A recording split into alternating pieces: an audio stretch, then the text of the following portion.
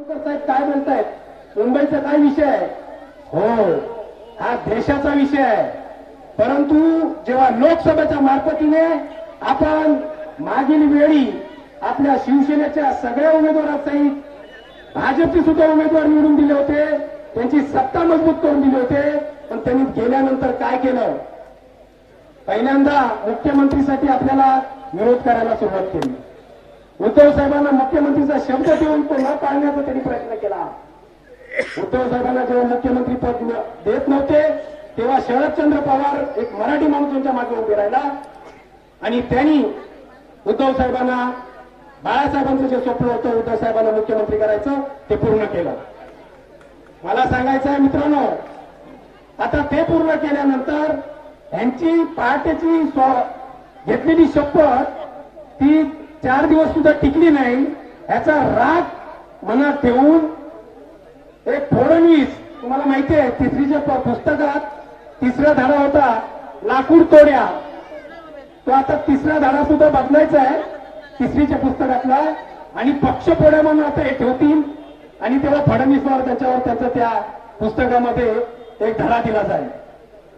तर मला एक सांगायचं मित्रांनो की अशा पद्धतीने कावा करून महाराष्ट्राच्या हिताची संघटना संपूर्ण देशभर एक भूमिपुत्रांच्या संरक्षणासाठी संघटना काम करत असते. कारण भूमिपुत्रांचे न्याय हक्क देणार कोण? यशवंतराव चव्हाणांपासून ते वसंतदादा पाटलांपर्यंत काँग्रेस त्यावेळी या भूमिपुत्रांच्या शिवसेनेच्या मागे होती आणि आजही आहे त्याचा मला अभिमान वाटतो. मित्रांनो, आज महाविकास आघाडी म्हणून मुंबईमध्ये जेव्हा शिवसेना सातत्याने महानगरपालिका देत होती, मुंबईमध्ये जी काही सुविधा असतील त्यातले एक प्रतिनिधी अरुणभाई दुधवडकर या ठिकाणी उपस्थित आहेत, नगरसेवक, त्यांची पत्नी आता नगरसेवक आहे. मुंबई महानगरपालिकेमध्ये जे जे कार्य होतं आम्ही डोळ्यात देखत पहिल्या पोलीस अधिकाऱ्यांनी काम करत असताना केवळ आणि केवळ शिवसेना अहोरात्र काम करायची. महानगरपालिका सकाळी 10 वाजता उघडायची, 5 वाजता बंद व्हायची. पण अरुणबाईची शाखा सकाळी 7 वाजता उघडायची आणि रात्री 2 वाजता बंद व्हायची. 2 वाजेपर्यंत हे लोक शिवसैनिक तिकडे काम करत असतात. म्हणून मराठी माणसाला तिथे संरक्षण आणि न्याय हक्क मिळत असतात. मी मुंबईचा माणूस आहे, 30 वर्ष मी अनुभवलाय शिवसेना या शब्दाचा अर्थ काय आहे, 4 अक्षरी शब्दाचा. अहो, मी पोलीस अधिकारी असलो तरी ट्रेनमध्ये प्रवास करताना मी मराठी असल्याचा मला नेहमी फायदा व्हायचा. कारण जेव्हा ट्रेनमध्ये पाऊल ठेवण्यासाठी जेव्हा पाऊल ठेवताना कदाचित पालकांशी भांडण झालं तर माझी 4 माणसं मराठी माझ्यासोबत भांडायला उठायची. ते होते फक्त आणि फक्त बाळासाहेबांचे संस्कार आणि बाळासाहेबांचे विचार. आज काय होत आहे? आज या पक्षफोडांनी पक्ष फोडून काकापुतण्यांमध्ये वाद लावून भावाभावांमध्ये वाद लावून आपल्या महाराष्ट्र किळकिळी करण्याचा प्रयत्न केलाय केवळ एका गोष्टीसाठी, मुंबई महानगरपालिकेला असलेली सुरक्षित ठेव आणि मिळणारं इन्कम. या 2014 साली ज्यांनी लाट आणली शिवसेनेच्यामुळे, 2019 मुळे ज्यांची लाट आली शिवसेनेच्यामुळे, त्याच लोकांनी आता मुंबई महानगरपालिकेतल्या सुरक्षित ठेवा लाटण्यासाठी प्रयत्न केला. गेले 3 वर्ष तिथे प्रतिनिधित्व मुद्दावून दिलं नाही, 3 वर्ष नगरसेवक नाही, वार्डाची कामं कशी होणार? परंतु त्यांना त्याची तमा नाही आहे. त्यांचा डोळा फक्त त्या सुरक्षित ठेवीवर होता. इलेक्ट्रल बॉन्ड वगैरे तुम्ही ऐकलं असेल आणि तुम्हाला इथे वाटत असेल की आम्हाला मोदी साहेब रेशनिंग देतात. कुठून देतात तो रेशनिंग? तुमच्या दवा सुद्धा औषधं सुद्धा घेताना त्याच्यामध्ये हा माझा शेतकरी बांधव, गरीब बांधव, हा माझा गावचा बांधव जीएसटी भरत असतो. तुम्ही साधं कडधान्य घेता त्याच्यामध्ये जीएसटी भरत असता, साधं रेल्वेचं तिकीट घेता त्याच्यामध्ये जीएसटी भरत असता. ही सगळी जीएसटी सावंत साहेबांनी आम्हाला परवा समजावून सांगितलं. दरडोई 20,000 रुपये जाते आणि त्यानंतर काही गरीब मुलांना जे बीपीएलच्या खाली काही शेतकरी असतात त्यांना 2,000 रुपये फक्त दिले जातात. म्हणजे आवडा द्यायचा एका ठिकाणी आणि कोवळा काढायचा, अशी या सरकारची नीती आहे. मला एकच सांगायचंय साहेब, 2014 साली बाळासाहेबांनी आणि 2019 साली उद्धव साहेबांनी जे सुरक्षा कवच करण्यासारखं, म्हणजे शिवसेना ही आमच्या मराठी माणसाचं सुरक्षा कवच आहे, परंतु कर्णाने सुद्धा इंद्राला एकदा कवच दान केलं होतं, तसं हा शिवसेना पक्ष भाजपाबरोबर युती करून विचाराने दान केला होता. परंतु त्या दानाचं रूपांतर काय झालं? या शिवसेनेला फोडण्यासाठी, या शिवसेना मोडण्यासाठी, या शिवसेना तोडण्यासाठी त्यांनी त्याचा उपयोग केला. मित्रांनो, ज्या महाराष्ट्राला, ज्या मराठी माणसाला अस्मिता शिवसेनेने दिलं, त्या शिवसेनेच्या अस्तित्वाची आज लढाई आहे. मला इथे जमलेल्यांना विचारायचं आहे, तुम्ही माझ्यासोबत, मी स्वच्छनिवृत्ती घेऊन या ठिकाणी आलो आहे, ते अस्तित्वाची लढाई करायला तुम्ही माझ्यासोबत अस्तित्वाची लढाई करणार का नाही? करणार? हात वर करून सांगा, करणार? माझ्यासोबत मराठी माणसाच्या अस्तित्वासाठी लढाई करणार? शिवसेना उद्धवसाहेब बाळासाहेब ठाकरेंच्या विचारांच्या मागे उभे राहणार? राहणार. मग केवळ नुसतं हात उंच करून आपलं इथे कार्य संपत नाही.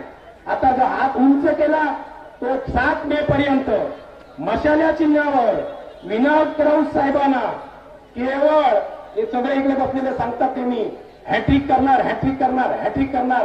आम्हाला माहिती आहे तुमचं त्यांच्या मागे सशर्त ताकद आहे, आमच्या जनतेही आहे, पण केवळ हॅट्रिक करणार नाही, या महाराष्ट्रामध्ये नव्हे तर देशामध्ये सुद्धा रेकॉर्ड ब्रेक करून हॅट्रिक करणार आहे.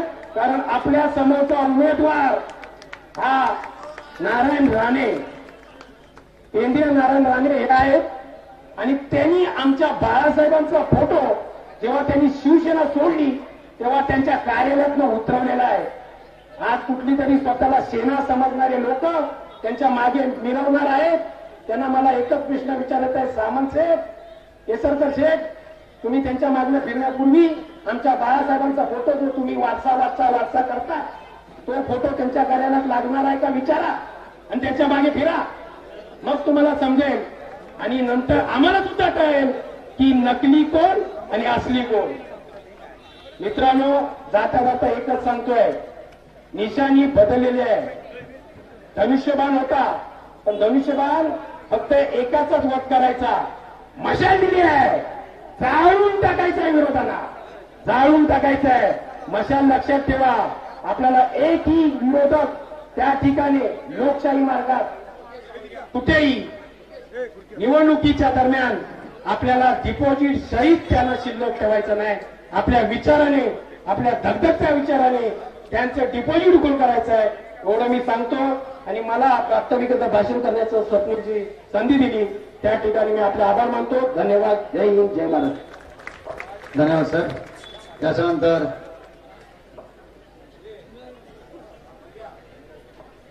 सन्माननीय मुलूक मैदान तो म्हणून उल्लेख केला जातो ते आपले खोत साहेब यांचं आगमन झालंय.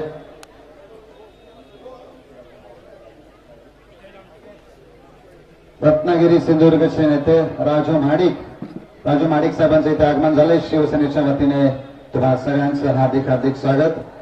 मी सगळ्यांना सांगू इच्छितो की आत्ताच वरुणजी सरदेसाई साहेब या सभेसाठी उपस्थित राहणार. जोरदार टाळ्या वाजवायचा आहे. युवा सेनेचा बुलंद आवाज आदित्य साहेबांच्या खांद्याला खांदा लावून लढणारा, अख्ख्या महाराष्ट्रात भाजपला नामोहरम करण्यासाठी सज्ज असणारा एक युवा नेता पहिल्यांदाच वैभवडीत येतोय. वरुणजी सरदेसाई साहेबांचं आगमन होईल. तुर्तास मी आता रजब रामदूर यांना विनंती करतो की त्यांनी आपलं मनोगत व्यक्त करावं.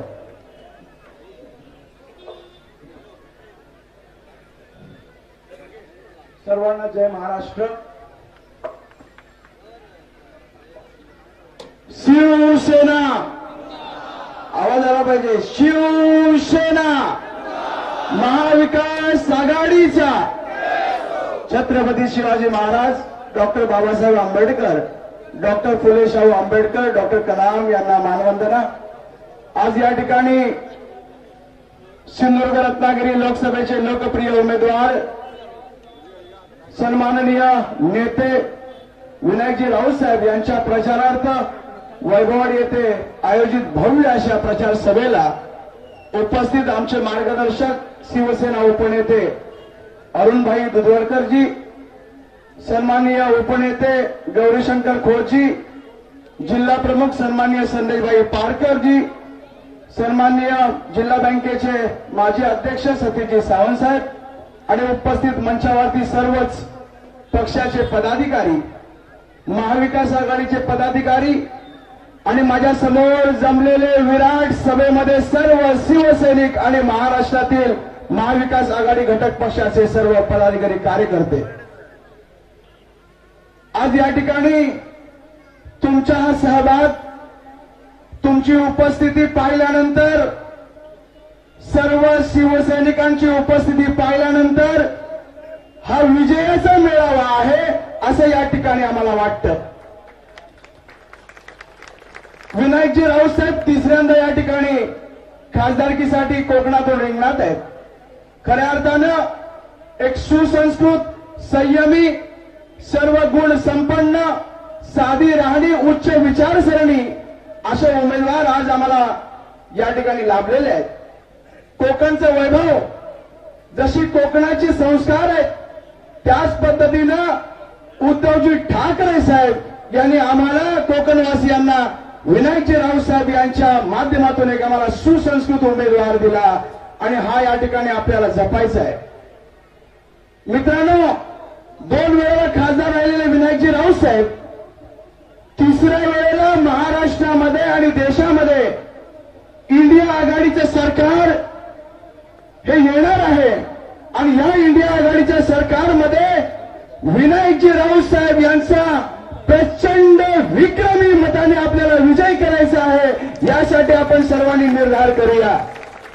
भारत देशामध्ये जेव्हा सर्व खासदार पोहोचतील इंडिया आघाडीचे, तेव्हा या कोकणाची आन बान आणि शान अशा शिवसेनेचा बुलंद आवाज त्या देशाच्या लोकसभेमध्ये घुमला पाहिजे असा आपण या ठिकाणी निर्धार करूया आणि प्रचंड मताने विनायकजी राऊत साहेब यांना आपण सर्वांनी निवडून देऊया. या अगोदर देशाची परिस्थिती आपल्याला माहिती आहे. भयभीत वातावरण आहे, प्रचंड महागाई, प्रचंड बेकारी, या ठिकाणी महिला सुरक्षित नाही आहेत, तरुणांना रोजगार नाहीये. आपला कोकण हा नेहमी शिक्षणामध्ये अग्रेसर राहिलेला आहे. आपल्या कोकणातील सर्व विद्यार्थी हे अव्वल दर्जाने गुण संपन्न करतात 10वी आणि 12वीच्या बोर्ड परीक्षेमध्ये. मात्र आपल्या या भागामध्ये किती बेकारी आहे. आपल्या देशाचे पंतप्रधान नरेंद्र मोदीजी म्हणाले होते कि अच्छे दिन आने वाले हैं, महंगाई कम होने वाली है. अच्छे दिन आले नाही, महंगाई कमी झाली नाही, त्यापेक्षा सगळे दर या ठिकाणी वाढलेले आहेत.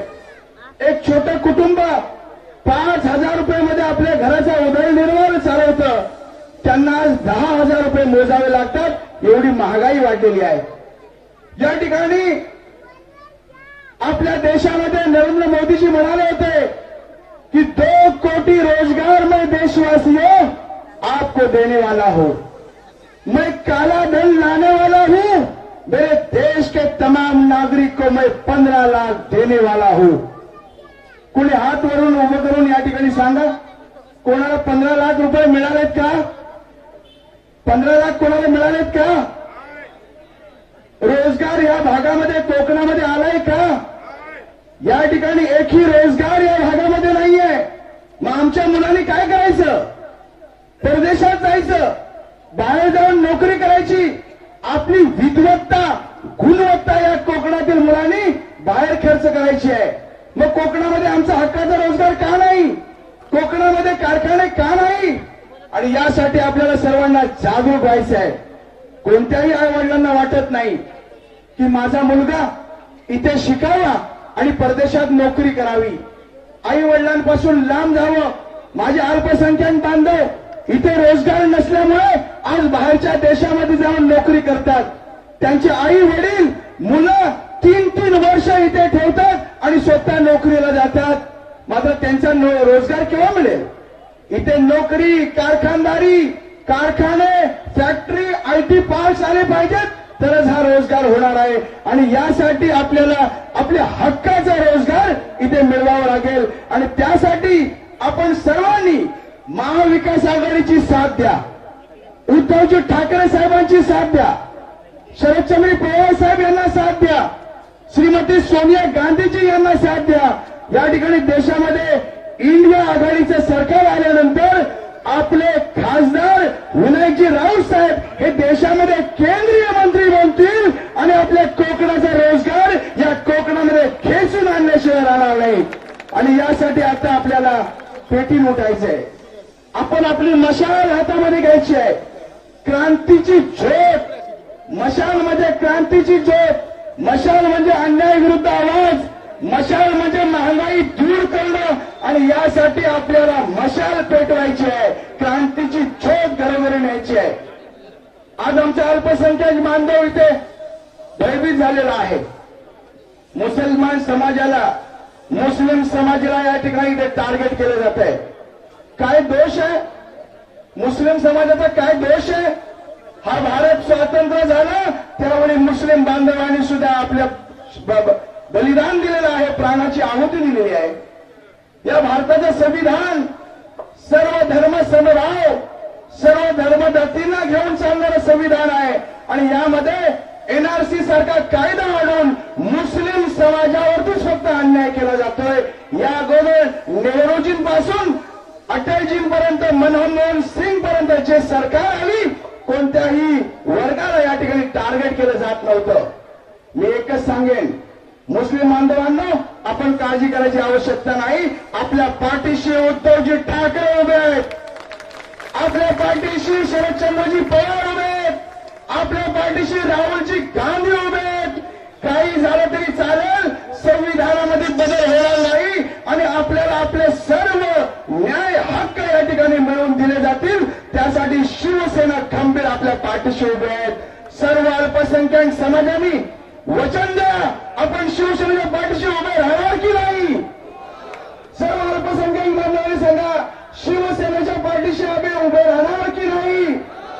या ठिकाणी आपण एकमताने प्रचंड मेहनत घेऊन येणाऱ्या 7 तारखेला मशाल चिन्हासमोर बटन दाबून विनायकजी राऊत साहेब यांना विजयी करूया आणि दिल्लीच्या तख्ताला या महाराष्ट्राची मशाल देऊया आणि या मशालाने आपला विकास करून घेऊया.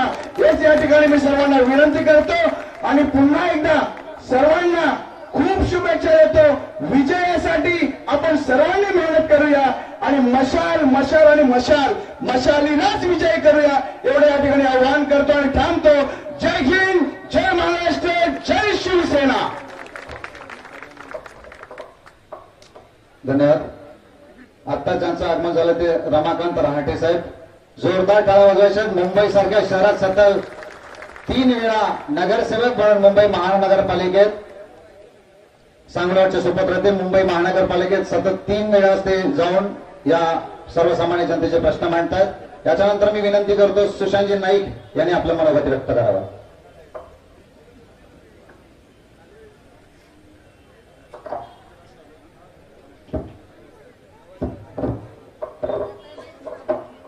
नमस्कार. जय महाराष्ट्र. छत्रपती शिवाजी महाराजांना वंदन करून तसेच आजच्या त्या कार्यक्रमानिमित्त उपस्थित असणारे आमचे नेते अरुबाई दुधवडकर आणि गौरीशंकर खोत साहेब, तसेच जिल्हा प्रमुख संदेश पारकर, सतीश सावंत आणि सर्वच महाविकास आघाडीचे नेते, कारण व्यासपीठावरती सर्वच जण उपस्थित आहेत. तसेच वेळ खूप थोडा दिलेला आहे, वक्ते खूप जास्त आहेत, त्यामुळे मी 2 शब्दात आपल्या समोर आमचं मनोगत व्यक्त करेन. खरं म्हणजे आजची ही सभा, वैभववाडीची सभा, मी सगळ्यांना, सर्व कार्यकर्त्यांना, आमचे पदाधिकारी आहेत, मंगेश लोके आहेत, स्वप्नील धुरी आहेत आणि सर्वच पदाधिकाऱ्यांचं मी अभिनंदन करतो की आजची ही सभा खरं म्हणजे वैभववाडी तालुक्यातलं मताधिक्य राऊत साहेबांना मिळवून देईल या ठिकाणची सभा आज झालेली आहे. त्याचं मी अभिनंदन या ठिकाणी करतो, कारण आम्हाला विश्वास आहे की या वैभववाडी तालुक्यामध्ये आजच्या घडीला या वैभववाडी तालुक्यामध्ये लोकसभेच्या मतदानाच्या वेळी विनायक राऊत यांचं ह्या तालुक्यामध्ये मताधिक्य निश्चित झालेलं आहे. असे हे सभाचं नियोजन तुम्ही केलात, त्याबद्दल सर्वांचं अभिनंदन करतो. खरं म्हणजे काल परवापासून जे लोकसभेचे उमेदवार आहेत नारायण राणे यांनी 2-3 सभाषणं केलेली आहेत. त्यामध्ये त्यांनी आडाई यासारख्या ठिकाणी जाऊन सांगितलं की मी 500 कारखाने आणणार आहे. खरं म्हणजे 32 वर्षामध्ये काय कारखाने आणले नाहीत ह्याचा प्रश्न आपण विचारला पाहिजे. कारण 500 कारखाने जर ते आता आणू शकतात तर गेली 32 ते 34 वर्ष त्यांची सत्ता आहे.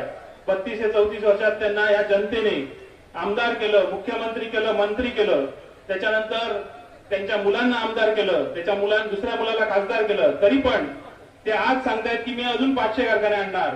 खरं म्हणजे त्यांनी विचार केला पाहिजे की या 32 वर्षामध्ये ते करू शकले नाहीत, ते आता पुढच्या 5 वर्षात काय करणार, कारण काहीच करू शकत नाहीत ते, हा विश्वास आम्हाला आहे. खरं म्हणजे काल पण त्यांचा तुम्ही बघितलं असेल की 5 स्टार प्रचार आहे. व्हॅनिटी व्हॅनचं उद्घाटन दीपक केसर यांच्या व्हॅनिटी व्हॅनचं उद्घाटन नारायण राणे यांनी केलं. खरं म्हणजे आम्ही ज्यावेळी लोकसभेचा फॉर्म भरायला रत्नागिरीमध्ये गेलो होतो त्यावेळी विराट सभा राऊत साहेबांची झाली आणि त्यानंतर त्यांना एक रथ दिला गेला होता रत्नागिरीकडून, पण रथ त्यांनी नाकारला आणि त्यांनी सांगितलं की मी जनतेबरोबर जाणार, जनतेबरोबर चालणार. म्हणजे सर्वसामान्य खासदार म्हणून ते जनतेबरोबर चालले, त्यांनी तो रथ पण स्वीकारला नाही आणि त्यानंतर त्यांनी जाऊन फॉर्म भरला. पण ह्यांचा जो प्रचार आहे तो 5 स्टार आहे. व्हॅनिटी व्हॅन सारखी व्हॅन त्यांनी प्रचारासाठी आणलेली आहे. सर्वसामान्य हरपळतोय कोकणातला आणि हे व्हॅनिटी व्हॅन मधनं प्रचार करणार आहे. तर म्हणजे ह्याचा विचार सुद्धा त्यांनी केला पाहिजे. आणि राऊत साहेबांनी प्रश्न विचारलेला बरोबर आहे. आज या व्हॅनिटी व्हॅनचे पैसे कुठून आले? तुमच्या दिलेल्या खोक्यातून आले की तुमची जमिनी विकून तुम्ही ही व्हॅनिटी व्हॅन घेतली? हा प्रश्न खरा म्हणजे उपस्थित होतोय. खरं म्हणजे ह्या लोकसभा मतदारसंघामध्ये राऊत साहेबांनी किती फिरले हे तुम्हाला सगळ्यांनाच माहिती आहे. कारण हे 2200 गावांचा हा मतदारसंघ आहे. चिपळूण पासून बांद्यापर्यंत 2200 गाव येतात आणि एकाही गावात सगळ्या गावात पोहोचलेले खासदार जर कोण असतील तर ते विनायक राऊत आहे. आणि विक्रमी त्यांचा विक्रम आहे असा की ते या 2200 गावामध्ये ते पोहोचून लोकांच्या समस्या सोडवण्यामध्ये अग्रेसर राहिलेले आहेत. माचासारख्या ठिकाणी 3500 फुटावर जाऊन त्यांनी एक रस्ता केलेला आहे. तो खरा म्हणजे सगळ्यात चांगला रस्ता या लोकसभा मतदारसंघामध्ये त्यांनी केलेला आहे. त्यांनी केलेली 950 कोटीचा सरकारी दवाखाना असेल, मुंबई गोवा सारखं हवेचं काम असेल, खरं म्हणजे त्यांनी केलेलं आहे. तरी पण खासदार साहेबांना विचारलं जातं की तुम्ही 10 वर्षात काय केलात? केंद्र शासनातले सगळे प्रश्न त्या ठिकाणी सोडवलेले आहेत. 469 प्रश्न लोकसभेमध्ये विचारणारे एकमेव खासदार असतील तर ते विनायक राऊत आहेत. या 10 वर्षाचा प्रश्न ज्यावेळी ते विचारतात तेव्हा 32 वर्षात तुम्ही काय केलं हा प्रश्न खरा म्हणजे पडलेला आहे. आम्ही जसं सरकारी मेडिकल कॉलेज आणलं तसं त्यांनी स्वतःचं प्रायव्हेट कॉलेज आणलं, त्यांनी स्वतःचं इंजिनिअरिंग कॉलेज आणलं, त्यांनी बचत गटासारखी स्वतःचं प्रायव्हेट लिमिटेड महिला बचत गट आणलं. म्हणजे त्यांनी सगळं प्रायव्हेट लिमिटेड आणलं. एकही गव्हर्नमेंटचं काम त्यांनी ह्या मतदारसंघामध्ये केलं नाही. फक्त आणि फक्त आश्वासन देण्याचं काम 32 वर्षामध्ये त्यांनी केलं. त्यामुळे तुम्ही लक्षात ठेवलं पाहिजे की हा जो उमेदवार आहे तो सर्वसामान्याचा उमेदवार म्हणून खासदार विनायक राऊत यांना निवडून देणं खूप गरजेचं आहे. आणि त्यासाठीच आम्ही सर्वजण जमलो आहे. मला खात्री आहे की या ठिकाणी वैभववाडीचा मतदारसंघ, वैभववाडीचा तालुका त्या ठिकाणी मताधिक्य देईल. शेवटी आपली शेवटचा मुद्दा देतो की आपली मशाल या ठिकाणी ही जगदंबेची मशाल आहे, ही क्रांतीची मशाल आहे, ती आपण सगळ्या वैभववाडी तालुक्यामध्ये पसरूया, या लोकसभेमध्ये पसरूया आणि हा विजय निश्चित हॅट्रिक साहेबांची निश्चित करूया. जवळजवळ 2.5 लाख मतांनी हा विजय निश्चित होईल असं मला खात्री आहे. आणि थांबतो. जय हिंद, जय महाराष्ट्र. धन्यवाद सुशांतभाई. त्याच्यानंतर मी विनंती करतो आम आदमी पक्षाचे जिल्हाध्यक्ष सन्माननीय विवेक तामणकर साहेब यांनी थोडक्यात मनोगत व्यक्त करावं.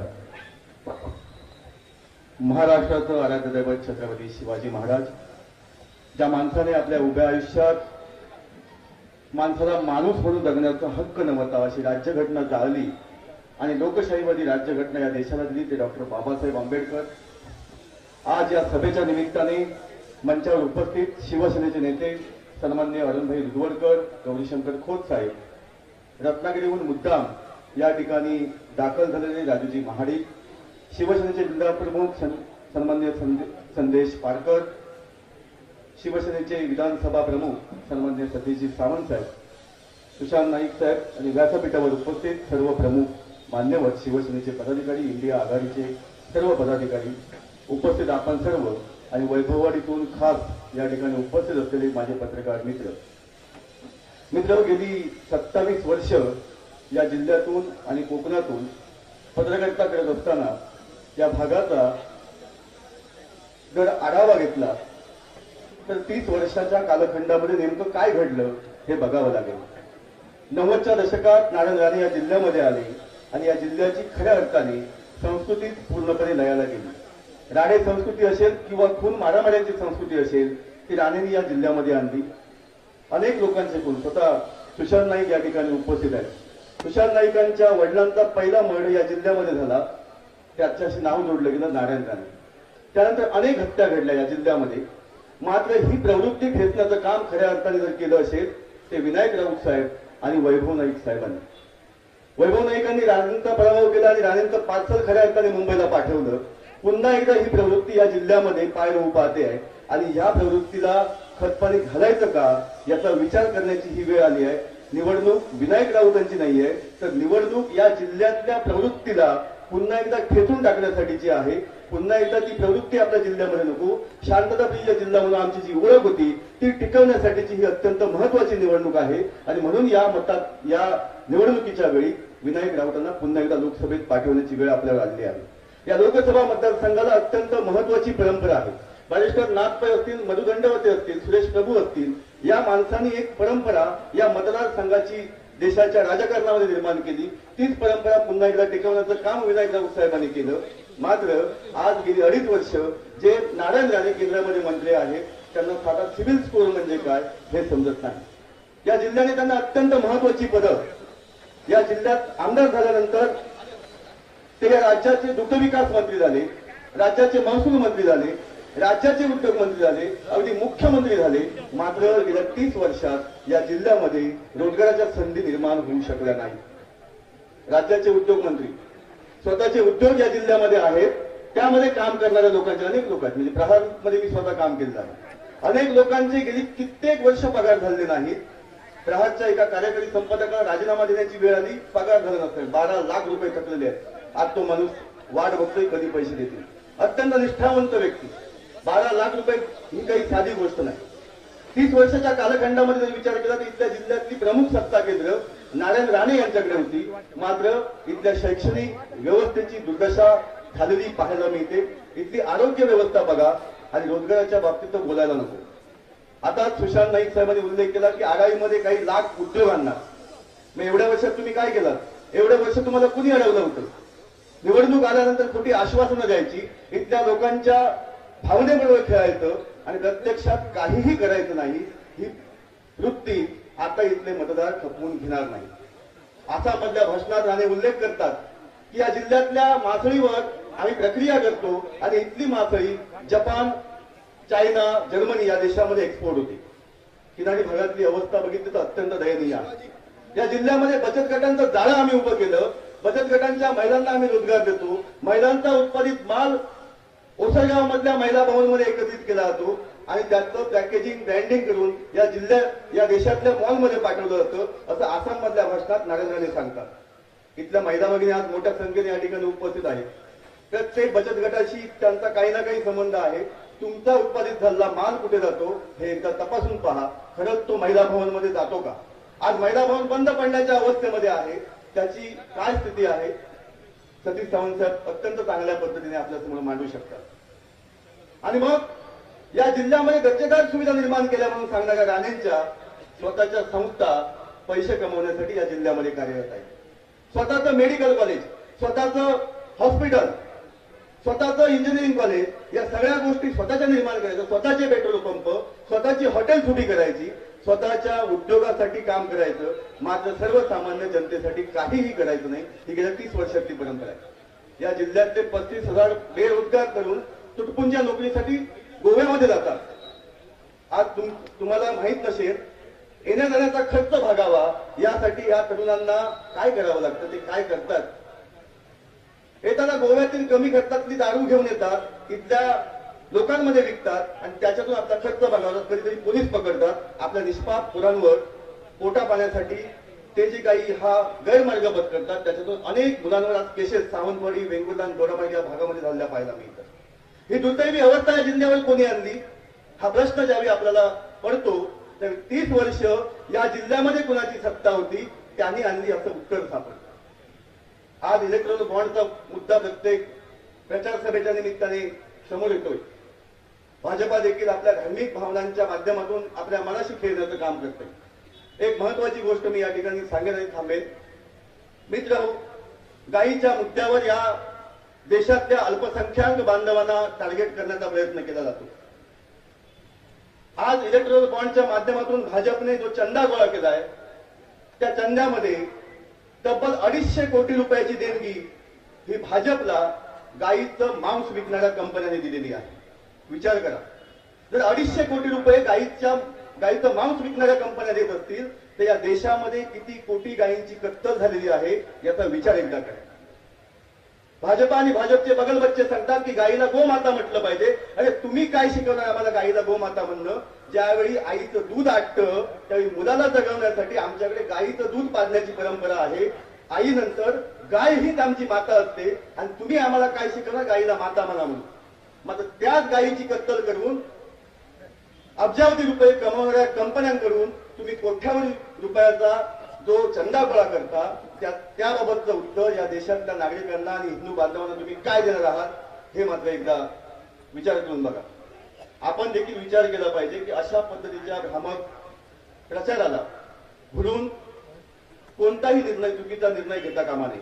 आणि म्हणून येत्या 7 तारीखला ज्यावेळी मतदान होणार आहे त्यावेळी या मतदारसंघाची परंपरा, या जिल्ह्याची अस्मिता, या जिल्ह्यातली हद्दपार झालेली राडे संस्कृती, या जिल्ह्यातून हद्दपार झालेली खून मारामारांची संस्कृती आपल्याला पुन्हा आणायची नसेल तर विनायक राऊत साहेबांसारखा अत्यंत सुसंस्कृत व्यक्ती देशाच्या राजकारणामध्ये आपल्या कोकणची जी सन्मानपूर्वक ताट उभी असलेली मान पुन्हा सन्मानाने उभी राहावी यासाठी पाठवली पाहिजे. म्हणून मी आपल्याला विनंती करेन, साक्षात शिवाजी महाराजांना भवानी तलवार दिली होती त्याच पद्धतीने आज आपल्या हातात परिवर्तनाची मशाल साक्षात भवानीने दिलेली आहे. येत्या 7 तारीखला त्या मशाली समोरचं बटन दाबा आणि विनायक राऊत यांना पुन्हा एकदा लोकसभेमध्ये पाठवा. आपल्या विकासाची नवी परिभाषा इंडिया आघाडीच्या माध्यमातून आपण निर्माण करू अशी आपल्याला मी विनंती करून थांबतो. धन्यवाद. जय हिंद, जय महाराष्ट्र.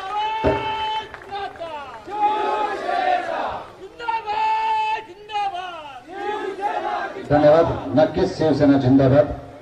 त्याच्यानंतर मी विनंती करतो विशाल जाधव यांनी अगदी थोडक्यात मनोगत व्यक्त करावं आणि कृपया इथून पुढच्या वक्त्यांना विनंती आहे की सगळ्यांचीच नावं घेत बसू नका. कृपया डायरेक्ट आपण बोलायला सुरुवात करावं. विशाल जाधव. धन्यवाद स्वप्नीलजी. छत्रपती शिवराय डॉक्टर बाबासाहेब आंबेडकर, फुले शाहू आंबेडकरांच्या विचारांना प्रथमतः त्रिवार अभिवादन करून आज सिंधुदुर्ग रत्नागिरी या लोकसभा मतदारसंघाचे लोकप्रिय खासदार आदरणीय विनायकजी राऊत साहेब यांची प्रचार सभा पार पडत आहे. स्वप्नीलजी, आपण जरी सांगितलं की उपस्थित व्यासपीठांवरची नावं थोडी कमी घ्या, पण ज्यांची प्रतिमा आमच्या हृदयामध्ये आहे, ज्यांच्या मार्गदर्शनाखाली आम्ही काम करत आहोत, त्याची नावं घेणे इथं मला जरा क्रमप्राप्त वाटतं. तर आजच्या या कार्यक्रमाला उपस्थित या जिल्ह्याचे जिल्हा संपर्क प्रमुख आदरणीय अरुणभाई दुधवडकर साहेब, सन्माननीय जिल्हा प्रमुख सतीशजी सावंत साहेब, आमचे मार्गदर्शक आणि या जिल्ह्याचे जिल्हा प्रमुख आदरणीय संदेशजी पारकर साहेब, माझे मित्र युवा प्रमुख सुशांतजी नाईक, त्याचप्रमाणे या ठिकाणी उपस्थित आमचे गौरीशंकर खोत साहेब, त्याचप्रमाणे मुंबईवरून खास या ठिकाणी उपस्थित आमचे नगरसेवक, सॉरी नाव मला या ठिकाणी माहित नाहीये, तर आपण या सर्वांचं या ठिकाणी जोरदार टाळ्यात स्वागत यासाठी केलं पाहिजे की या सर्व लोकांनी संघर्षाची मशाल हातामध्ये घेतली. समोर तुम्हाला बघायला मिळेल की मोठमोठे कॉन्ट्रॅक्टर आणि पैशाच्या बाता करणारे सर्व कार्यकर्ते एका बाजूला, मात्र संघर्षाची मशाल घेऊन या ठिकाणी शिवसेना. जोरदार टाळ्यांच्या गजरात स्वागत करत संजना घाडी मॅडम यांचे इथे आगमन झाले. शिवसेनेच्या उपनेत्या सन्माननीय संजना घाडी मॅडम यांचे इथे आगमन झाले आणि त्यांच्यासोबत माजी नगरसेवक संजय घाडी देखील उपस्थित आहेत. दोघांचंही शिवसेना वैभववाडी तालुक्याच्या वतीने हार्दिक हार्दिक स्वागत. या कोकणामध्ये आता एक विचित्र परिस्थिती निर्माण झालेली आहे बंधू आणि भगिनींनो. एका आईजवळून त्याचं बाळ हिसकावून ज्या प्रकारे घेतलं जातं तसा हा जिल्हा, या जिल्ह्यामधून शिवसेना आणि धनुष्यबाण हे या ठिकाणी म्हणजे घालवण्याचं पाप या बीजेपीने केलेलं आहे. समोरचे उमेदवार सन्माननीय नारायण राणे साहेब यांची सुरुवात देखील शिवसेनेमधून झाली, मात्र या शिवसेनेला गायब करण्याचं पाप या नेते मंडळींनी केलेलं आहे. मी एका आईपासून एका बाळाला वेगळं करणं असं का म्हणतोय, तर वेगळ्या प्रकारची नाळ आमची मुंबईशी जोडली गेलेली आहे. या शिवसेनेचं नातं आणि मुंबईचं नातं हे एक वेगळ्या पद्धतीचं आहे. जर शिवसेनेचा मोठा संघर्ष आपण आठवला तर त्या मुंबईच्या संघर्षामध्ये या कोकणी माणसाचा खूप मोठा वाटा बंधून त्या ठिकाणी आहे. पण आपल्याला ही मुंबई महाराष्ट्रापासून दूर करण्याची कामगिरी येत्या काळात या भाजप पक्षाकडून केली जाणार आहे. म्हणूनच तुम्ही सिंधुदुर्ग रत्नागिरीचं उदाहरण घ्या किंवा रायगडमध्ये घ्या, ठाण्याचा अजून विषय प्रलंबित आहे आणि हा संपूर्ण कोकण पट्ट्यामधून शिवसेना घालवण्याचं काम केलेलं आहे. म्हणून या अशा मंडळींना आपण लोकसभेमध्ये पाठवणार आहोत काय याची विचारविमर्श करण्याची गरज आहे. कारण ही लोक भाजपची वरिष्ठ गुजराती धार्जिण्या विचारांना शरण गेलेली मंडळी आहे. आपण शिवसेनेचे विनायक राऊत साहेब यांचा का निवडून द्यावं याला एक विशिष्ट कारण आहे. कारण त्यांनी या गुजराती समोर आपली मान झुकवलेली नाही आहे. आज काल की परवा दिवशीच या सिंधुदुर्ग जिल्ह्यातल्या पटेल समाजांचा मेळावा समोरच्या पक्षाने घेतला. तुम्ही इथल्या रोजगाराच्या संबंधित युवकांचा हा घोर अपमान आहे. कारण ह्या पटेल मंडळींनी या जिल्ह्यामध्ये येऊन आपलं बस्तान मांडलंय आणि आपल्या लोकांना रोजगार इथं नाही आहे. आपल्या लोकांची सभा लावण्यापेक्षा ते गुजराती लोकांना या ठिकाणी किंमत देतात. याचा अर्थ हे गुजराती धार्जिणे झालेले आहेत. इथल्या या ठिकाणी आपले लोकप्रिय खासदार सन्माननीय विनायकजी राऊत साहेब या ठिकाणी यांचं आगमन झालेलं आहे. जोरदार टाळ्यात त्यांचं स्वागत करायचं आहे.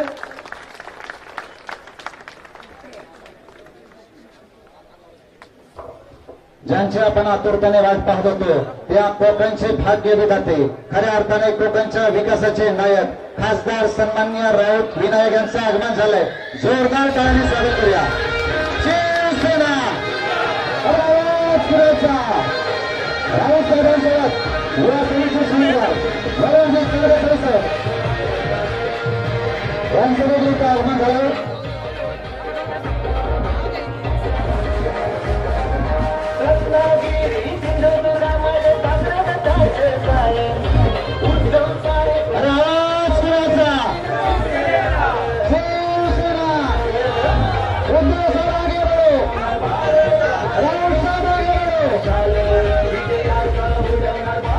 आदित्य साहेबांच्या खांद्याला खांदा लावून आपलं महाराष्ट्र पिंजून करणारा तरुणाईच्या काळातले ताईच बनलेले भविष्यातील शिवसेनेचे नेतृत्व महाराष्ट्र राज्याचे भावी मंत्री सन्माननीय वरुणजी सरदेसाई साहेब यांचे इथे आगमन झालंय.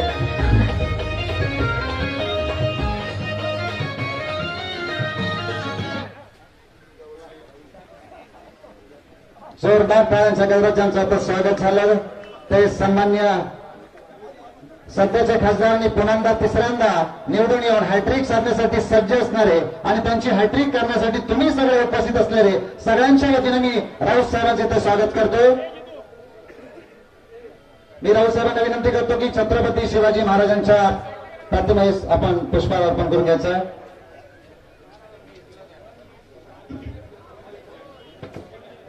महाराजांच्या पुतळ्याला पुष्पार्पण करून घ्यायचं आहे. मी मान्यवरांना विनंती करतो. प्रौढ प्रताप पुरंदर क्षत्रिय कुलवतंस सिंहासनाधीश्वर राजाधिराज योगीराज श्रीमंत श्री श्री श्री छत्रपती शिवाजी महाराज की जय भवानी.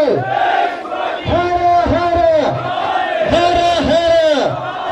त्याचबरोबर मराठी मनाचे मानबिंदू हिंदू अस्मितेचे शिरोमणी हिंदुस्तान हिंदू अखंड हिंदुस्तानचे एकमेव हिंदू सम्राट शिवसेना प्रमुख श्रीमान बाळासाहेब ठाकरे यांचा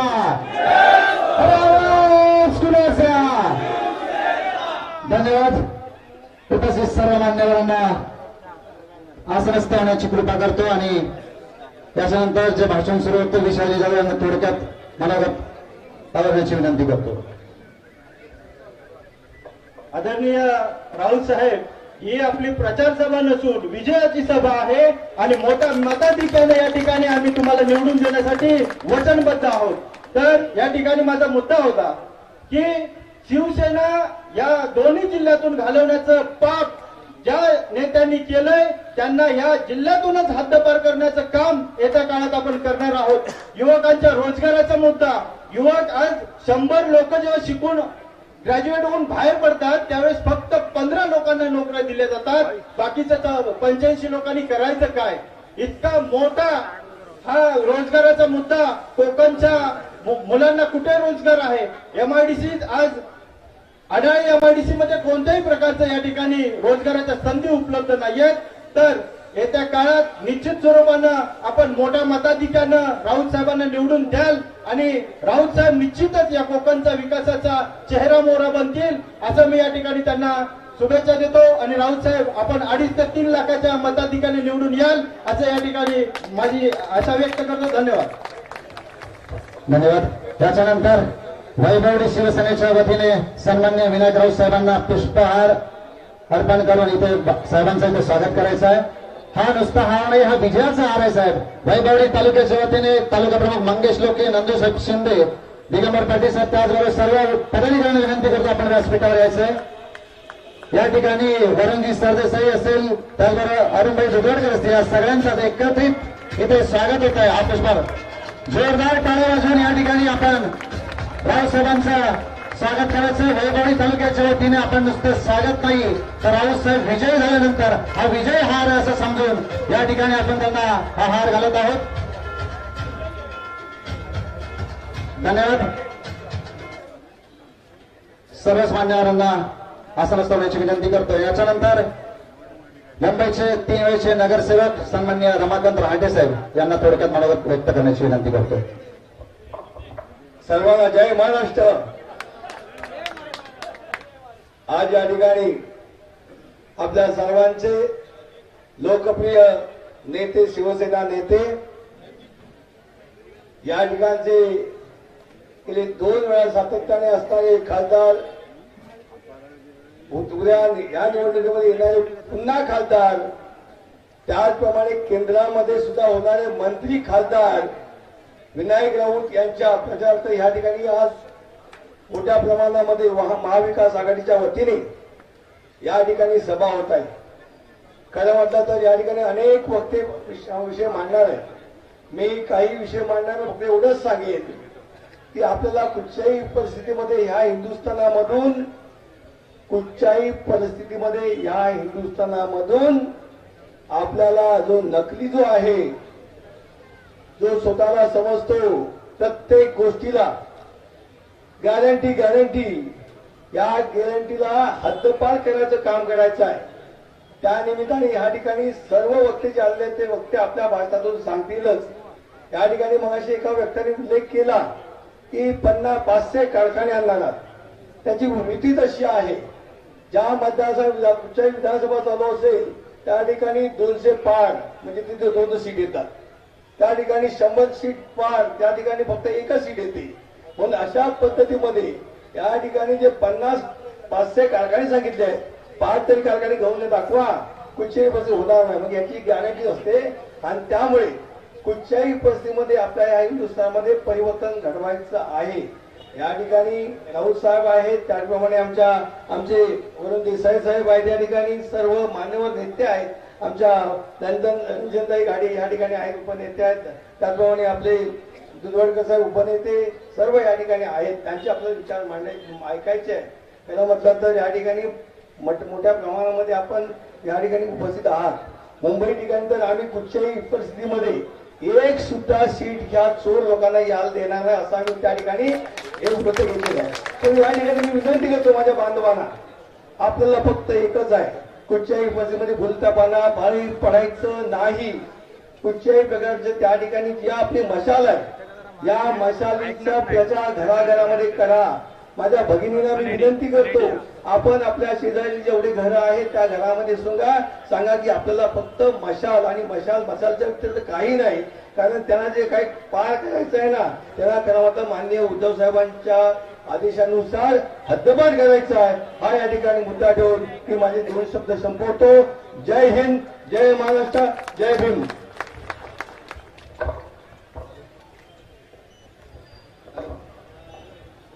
धन्यवाद साहेब. याच्यानंतर अतुल दादा रावराणे यांना विनंती करतो की आपण आपलं मनोगत व्यक्त करावं.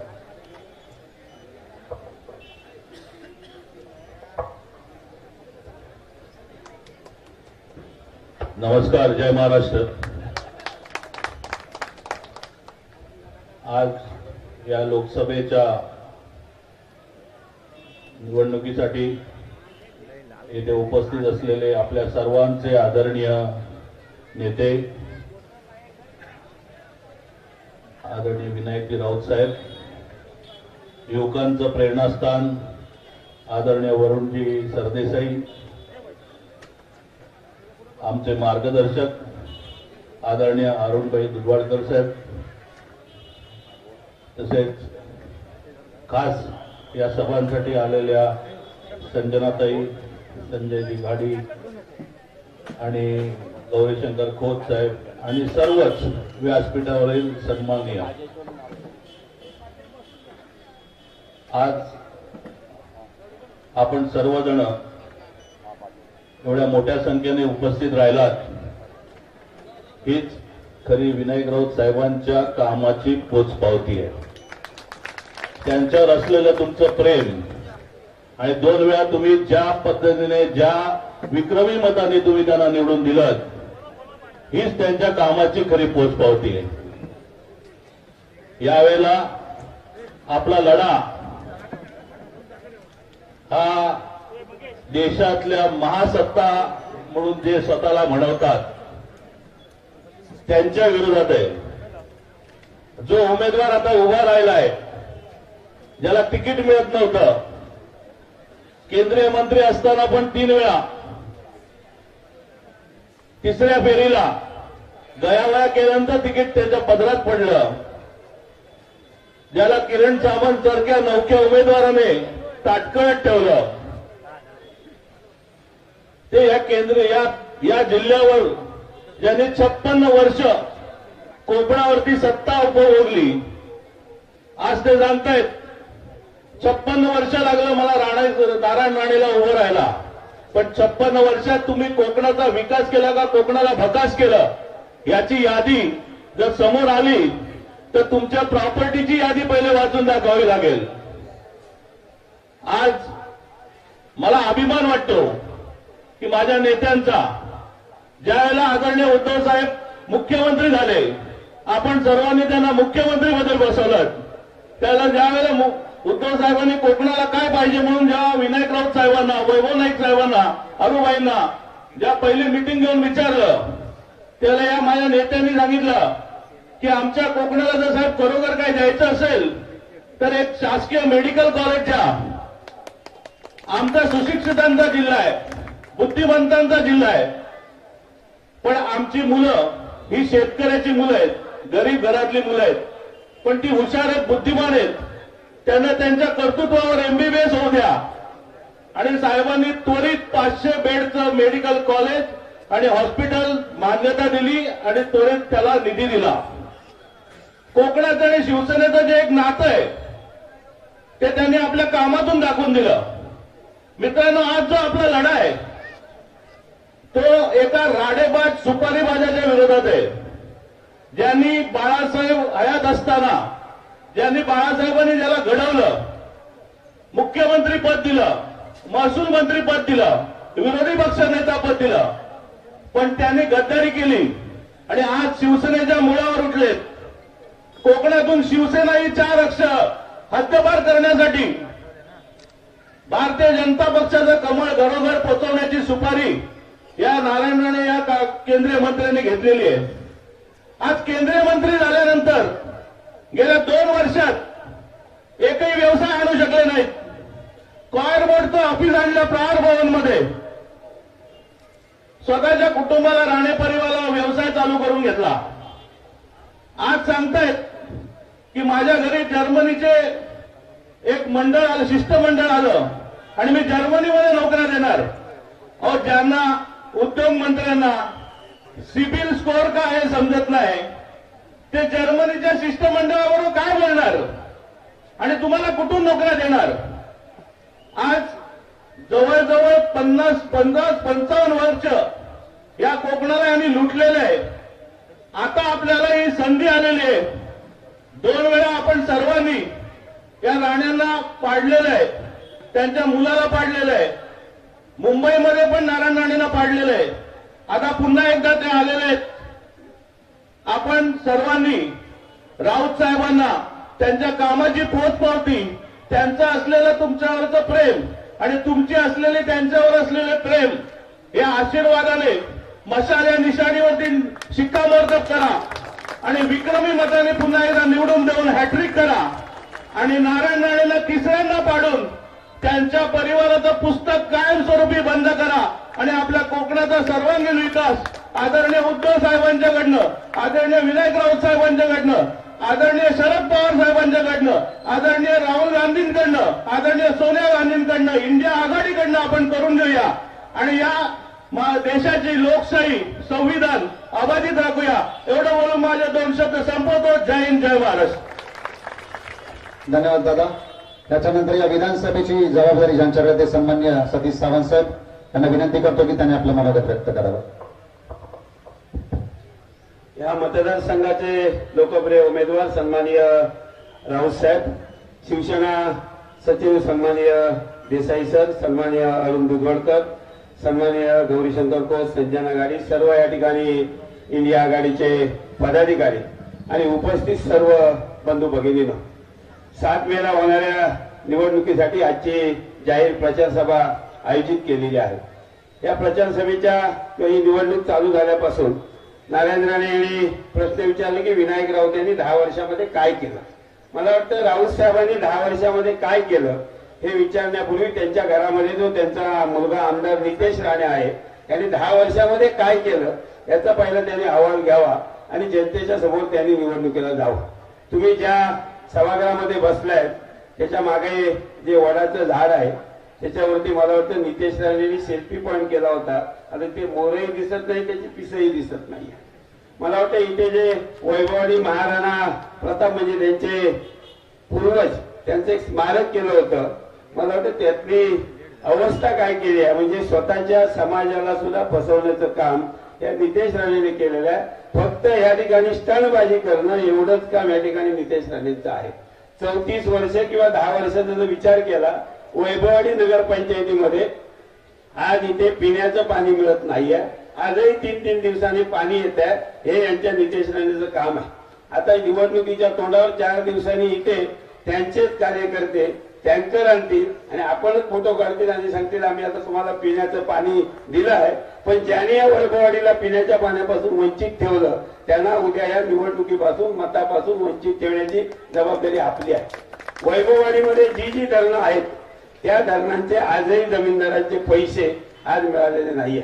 सन्माननीय राऊत साहेबांनी प्रधानमंत्री सिंचन योजनेमधनं अरुणा प्रकल्पासाठी मला वाटतं 200 की 250 कोटी रुपये आणले. त्याची टक्केवारी घेण्याचं काम या नितेश राणेंनी केलं. आजही त्याचे कॅनॉल होत नाहीये. ठेकेदारांना त्रास देणं, सत्तेतून पैसा आणि पैशातून सत्ता हे नितेश राणेंचं या ठिकाणी गणित आहे. या ठिकाणी जे काय 58 बूथ वैभववाडीमध्ये आहे त्या प्रत्येक इथल्या कार्यकर्त्याला म्हणजे त्यांचे कार्यकर्ते म्हणजे ठेकेदार, त्या प्रत्येक ठेकेदाराला त्यांनी टार्गेट दिलं की तुम्ही हा खर्च करायला पाहिजे. आणि म्हणून ह्या भागातले रस्ते जे काही वाहून जातात, उद्या जून महिन्यामध्ये पहिला पाऊस लागल्यानंतर काल परवा डांबरीकरण जे रस्ते होत आहेत त्याच्यावरती खड्डे पडण्याचं कारण असेल तर इथल्या आमदारांची असलेली टक्केवारी. आणि म्हणून असले टक्केवारी करणारे आणि इथे सांगतायत की मी असा विकास करणार तसा विकास करणार, टक्केवारीच्या पलीकडे काही करू शकत नाहीये. आज या ठिकाणी 2014 मध्ये या ठिकाणी विजय सावंत आमदारकीसाठी उभे राहिले होते. आज सांगतायत की सुशांत नाईकने सांगितलं की 500 कारखाने आणणार आहोत म्हणून ते नारायण राणे सांगतायत. 2014 मध्ये विजय सावंत या ठिकाणी साखर कारखाना आणणार होते त्यालाही या ठिकाणी विरोध करण्याचं काम केलं. जो ऊस या जिल्ह्यामध्ये 1.25 लाख टन कणकवली वैभववाडीमध्ये येत होता आणि आपल्या शेतकऱ्यांच्या खात्यामध्ये करोडो रुपये येत होता, आज 1.25 लाख टन असलेला ऊस आज 60,000 टनावरती आलेला आहे. फक्त निवडणूक आली की ऊसाचा कारखाना, मला वाटतं प्रमोद जठार असतील, नितेश राणे असतील, 2019च्या या इलेक्शन मध्ये आम्ही साखर कारखाना आणणार म्हणून सांगितलेलं. आता मला वाटतं 4.5 वर्ष झाली, अद्यापही मला वाटतं साखर कारखान्याचं भूमिपूजन झालेलं नाही. असलेल्या जो कोण या ठिकाणी उद्योगधंदे आणण्याचा प्रयत्न करीत त्याला विरोध करण्याचं काम ह्यांनी केलं. या जिल्ह्यात जे काय चांगलं करायचं असेल तरी आम्ही, आणि सगळ्यात वाटोळं करायचं असेल तरी आमच्याशिवाय कोणी या जिल्ह्याचं वाटोळं करायचं नाही, असा एक कलमी कार्यक्रम या राणे कुटुंबियांचा आहे. आणि आज ह्या ज्या सर्व गोष्टी आहेत, फक्त सांगतात की आम्ही रस्ते फक्त असतील, ओडीआर असतील, स्टेट हायवे असतील, ग्रामीण भागातल्या जाऊन रस्त्याची पाहणी करा. आजही ग्रामीण भागातल्या रस्त्यांना या ठिकाणी पैसे दिलेले नाहीये. आणि म्हणून ही निवडणूक जी आहे, आज राऊत साहेबांनी 10 वर्षामध्ये केलेलं काम आणि ज्या पद्धतीने महाराष्ट्राच्या अस्मितेला धोका पोहोचवण्याचं काम या मिंदे गटाने केलं, त्यावेळी राऊत साहेब सन्माननीय उद्धवजींच्या पाठीशी खंबीरपणे उभे राहिले. आणि म्हणून त्यांचं बक्षीस म्हणून उद्या आपल्याला मशाली समोरचं बटन दाबायचं. आज सांगतायत की आज आम्ही शेतकऱ्यांना सुद्धा सांगतायत की आम्ही शेतकऱ्यांना, भाजपचे कार्यकर्ते फिरतायत की आम्ही किसान सन्मानचे 4-4 महिन्यांनी 2,000 रुपये देतो, म्हणजे महिन्याला 500 रुपये. ही काय तुमच्यावरती मेहरबानी नाही आहे. आज तुमच्याकडनं खतावरती 12% जीएसटी घेतात, सिमेंटवरती 28% जीएसटी घेतात, स्टीलवरती 18%, मला वाटतं सर्व वस्तूंवरती जीएसटी घेतात. जीएसटी वरती प्रत्येक व्यक्तीकडनं 20,000 25,000 रुपये त्या ठिकाणी घेतायत, वसूल करतायत आणि त्यातनं तुम्हाला वर्षाला 6,000 रुपये देतायत. आणि आज बीजेपीचे कार्यकर्ते सांगतात आम्ही किसान सन्मान 2022 पर्यंत प्रत्येकाला पक्क घर देणार होतं. तुमच्या गावात किती जणांना घर दिलं तेही तुम्ही विचारा. दुसरी टीव्हीवरती जाहिरात लावतायत, आयुष्यमान भारत योजना, 5 लाखाचा विमा आम्ही मोफत देणार. माझ्या या ठिकाणी चॅलेंज आहे, एका व्यक्तीला जरी 100% उपचाराचे पैसे मिळाले असतील तर त्याचं नाव भारतीय जनता पक्षाने जाहीर करावं. मला वाटतं फक्त टीव्हीवर बघण्यासाठी जाहिरात लोकप्रिय आहे. प्रत्यक्ष माणूस ज्यावेळी आजारी पडेल, त्या आजारी पडलेल्या माणसाला या मोदींच्या जाहिरातींचा काही उपयोग होत नाही आहे. आणि म्हणून उद्या 7 मेला जी निवडणूक होणार आहे, या निवडणुकीमध्ये या सिंधुदुर्ग जिल्ह्याचा विकास करायचा असेल, वैभववाडीमध्ये इथल्या आमदारांनी ज्या काही भूलथप्पा मारलेल्या आहेत, इथल्या ग्रामपंचायत आणि नगरपंचायत, मला वाटतं स्वतःच्या कार्यकर्त्यांवरती नितेश राणेंचा विश्वास राहिलेला नाहीये. त्यांची स्वतःची विसर्जित झालेली महाराष्ट्र स्वाभिमान पक्षाचे कार्यकर्ते इथल्या कार्यकर्त्यांवरती वाच ठेवण्यासाठी ठेवलेले आहेत. रत्नागिरीमध्ये सुद्धा तेच पाठवलेले आहेत. म्हणजे इथले जे कोण समजतात, स्वतःला तालुका प्रमुख, मोठे मोठे नेते स्वतःला जे समजतात, त्यांच्यावरती लक्ष ठेवण्यासाठी स्वाभिमान पक्षाचे त्या ठिकाणी रोजंदारीचे आज या ठिकाणी कार्यकर्ते या वैभववाडीमध्ये आहेत, रत्नागिरीमध्ये, जिल्ह्यामध्ये आहेत. येणाऱ्या 2 दिवसामध्ये आम्ही निवडणूक आयोगाला तक्रार करणार आहोत की आज अशा प्रकारचे कार्यकर्ते येऊन दडपशाही आज या ठिकाणी धमक्या देण्याचं काम करून किंवा वेगवेगळ्या प्रकारचं काळधन वापरण्याचा प्रयत्न करतील. आज या ठिकाणी ही सभा पाहिल्यानंतर प्रत्येकाजवळ जातील आणि तुम्हाला काळ्या धनाचा असेल तुम्हाला धमक्या देण्याचा प्रयत्न करतील. पण हा मतदारसंघ सन्माननीय राऊत साहेबांनी या 10 वर्षामध्ये दहशतमुक्त केलेला आहे. आणि म्हणून आपण कोणी दहशतीखाली न वावरता येणाऱ्या 7 मेला या ठिकाणी राणे साहेबांनी ह्या जिल्ह्याला 34 वर्ष मागे नेण्याचं काम केलं आहे. त्यांना आपण पुन्हा मागे नेण्याचं काम करून मशाली समोरचं बटन दाबून सन्माननीय राऊत साहेबांना आपण विजयी करूया एवढी विनंती करून मी थांबतो. जय हिंद, जय महाराष्ट्र. धन्यवाद साहेब. याच्यानंतर शिवसेनेचे जिल्हा प्रमुख युवा नेते म्हणून आपण ज्यांचा उल्लेख करतो ते खरोखरच एक युवा नेतृत्व संदेशजी पारकर साहेबांना विनंती करतो की आपण आपलं मनोगत व्यक्त करा. शिवसेनेचे भावी खासदार, या मतदारसंघाचे आमचे नेते आदरणीय विनायकजी राऊत साहेब,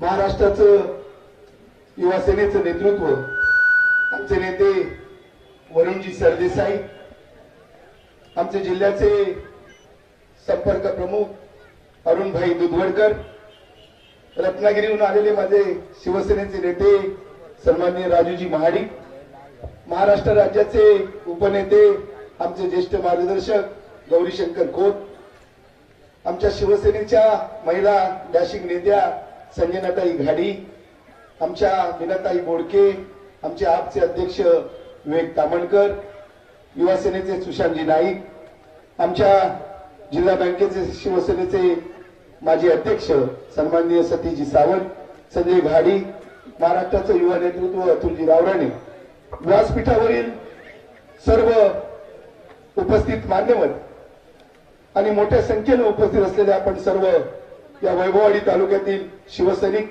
महाविकास आघाडीचे कार्यकर्ते, बंधू भगिनी आणि पत्रकार मित्रांनो,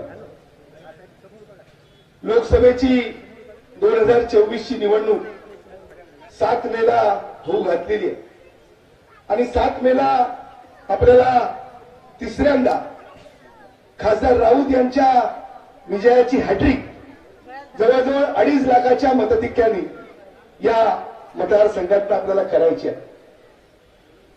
खरं तर एकीकडे खासदार विनायक राऊत हे आपल्या विजयाची हॅट्रिक साधतील आणि एकीकडे ज्यांचा जिल्ह्यातला जनाधार संपत आलेला आहे ते भारतीय जनता पार्टीचे नेते नारायण राणे हे त्या ठिकाणी पराभवाची हॅट्रिक साधणार आहे.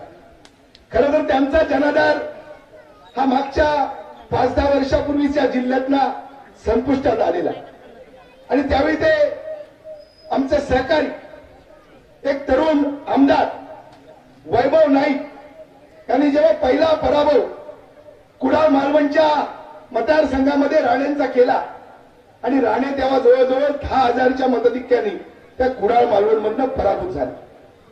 पराभूत झाल्याच्या नंतर राज्यसभेची खासदारकी त्यांना बीजेपीने दिली, केंद्रीय उद्योग मंत्री पद त्यांना दिलं.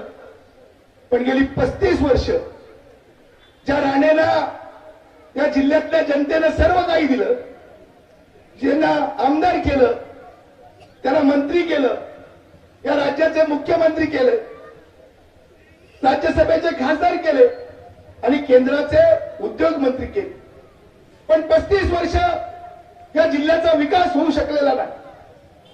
राणेंचं काय कार्य, काय काम, कोणाची गरिबी गेली, कोणाचं दारिद्र्य गेलं? खरं जर आपण बघितलं तर या 35 वर्षामध्ये माझ्या कोकणचा, माझ्या सिंधुदुर्गाचा सर्वसामान्य माणूस हा विकासापासून वंचित राहिलेला आहे. पण त्याच पद्धतीनं राणेंच्या मात्र मालमत्तेमध्ये त्या ठिकाणी वाढ झालेली आहे. आज आपण बघितलं खासगी मेडिकल कॉलेज असेल, इंजिनिअरिंग कॉलेज असेल, हॉटेल असतील, पेट्रोल पंप असतील, महिला भवन असेल, ही सगळी व्यक्तिगत खासगी मालमत्ता ही राणेंनी या सगळ्या 30-35 वर्षाच्या काळामध्ये त्या ठिकाणी मिळवलेली.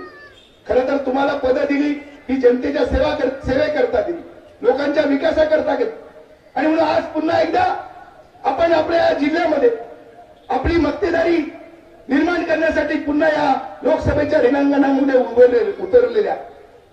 पण ही राणेंची मक्तेदारी आपल्या जिल्हावासियांना मोडीत काढावी लागेल.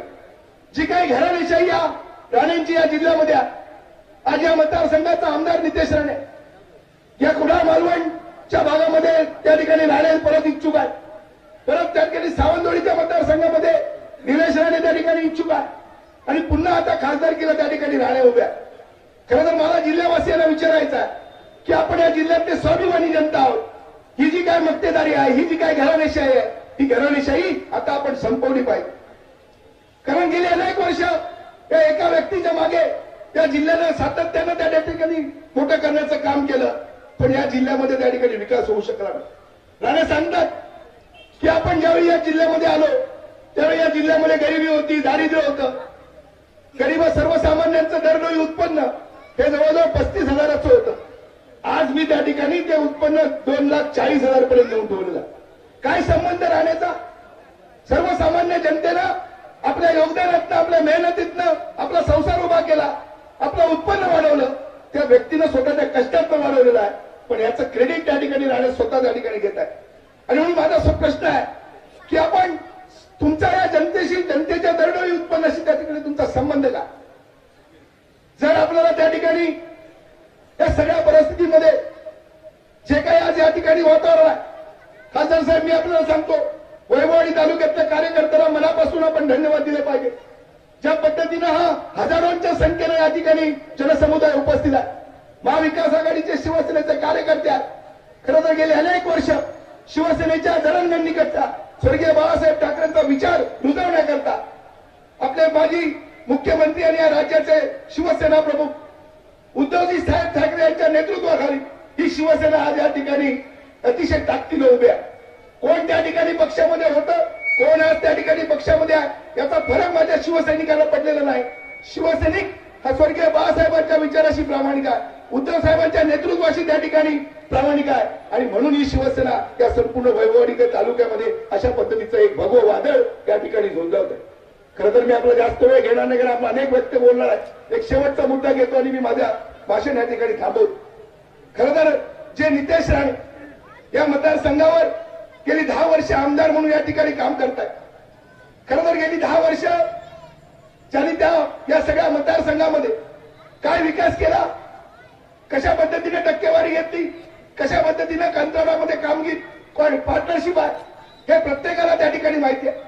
आणि म्हणून जो भारतीय जनता पार्टीचा मी एक कार्यकर्ता आहे, मी एक आमदार आहे, कधीही तुम्ही बघा जो बाडगा असतो हा बाडगा कडवा असतो. तो कडवा असण्याचा प्रयत्न करतो, दाखवतो आणि त्या ठिकाणी त्याचं सातत्यानं चालू आहे की इथले जे हिंदू मुस्लिम आहेत त्या हिंदू मुस्लिमांच्या भावना दुखवण्याचा प्रयत्न, इथं त्या ठिकाणी लव जिहाद सारखे अनेक प्रयोग त्या ठिकाणी करण्याचा प्रयत्न चालू आहे. खरं तर माझ्या मुस्लिम बांधवांना आणि हिंदू आम्ही सातत्यानं या जिल्ह्यामध्ये या राज्यामध्ये गुण्यागोविंदाने राहतोय. किती त्या ठिकाणी झालं, किती भांडणं झाली, काही झालं तरी त्या ठिकाणी आम्ही आमचे संबंध तशाच पद्धतीने ठेवलेले आहेत. पण मी मुस्लिम बांधवांना सांगतो की आपण त्या नितेश राणेच्या धमक्याला कुठल्याही परिस्थितीत त्या ठिकाणी घाबरू नका. खरं तर बाळासाहेबांचं उद्धवजींचं म्हणणं आहे की भारतीयत्व हेच हिंदुत्व आहे आणि आपण सगळे एक देशाचे नागरिक आहोत.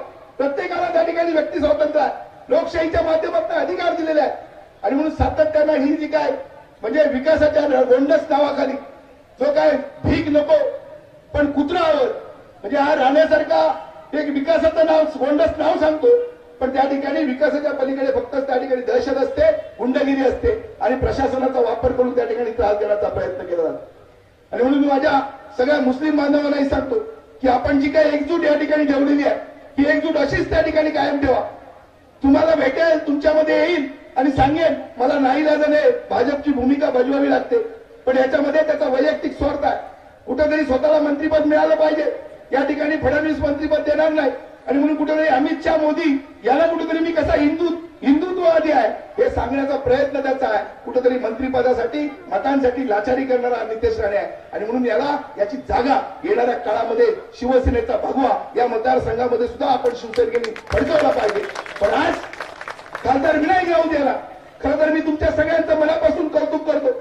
खासदार साहेब 2014ला ज्यावेळी आपण शिवसेनेचा विचार घेऊन या मतदारसंघामध्ये लोकसभेच्या निवडणुकीला उभा राहिला होता त्यावेळी या जिल्ह्यातल्या जनतेनं तुमच्यावर विश्वास ठेवलेला होता. मला आठवतं त्यावेळी आज तरी तुम्ही 10 वर्षामध्ये काम केलं, विकास केला, जनसंपर्क ठेवला, संघटना बांधली, एवढ्या मोठ्या संख्येनं संघटनेचं जाळं निर्माण झालं. पण त्या 2014च्या निवडणुकीमध्ये हाताच्या पोटावर बोलणे ते कार्यकर्ते होते, पण तुम्ही एक उद्धवजींचा विचार दिला होता, तुम्ही शिवसेनेचा विचार दिला होता आणि जिल्ह्यातल्या जनतेनं ठरवलं होतं की राणे ही एक राजकीय अपप्रवृत्ती आहे, या अपप्रवृत्तीला या मातीमध्ये गाडायचं आणि म्हणून त्या ठिकाणी तुम्ही सगळे एक संघ झाला होता आणि पहिला विजय आपण जवळजवळ 1.5 लाखाच्या मताधिक्यानं आपल्या आशीर्वादामुळे आपल्या प्रेमामुळे या ठिकाणी झाला होता. आणि तुम्ही इतिहास घडवणारी माणसं, अशा प्रकारचा विजय निर्माण करणारी माणसं 2014ला तुम्ही खासदार विनायक राऊतांना 2.5 लाखाने निवडून दिलं, 2019ला 2.25 लाखाने निवडून दिलं आणि आता 2024ची निवडणूक आहे. आपण अशाच पद्धतीनं जवळजवळ 2.5 लाखाच्या मताधिक्यानं खासदार विनायक राऊत यांना मशाल या चिन्हावर निवडून द्या आणि येणाऱ्या या सगळ्या सरकारमध्ये परिवर्तन होणार आहे.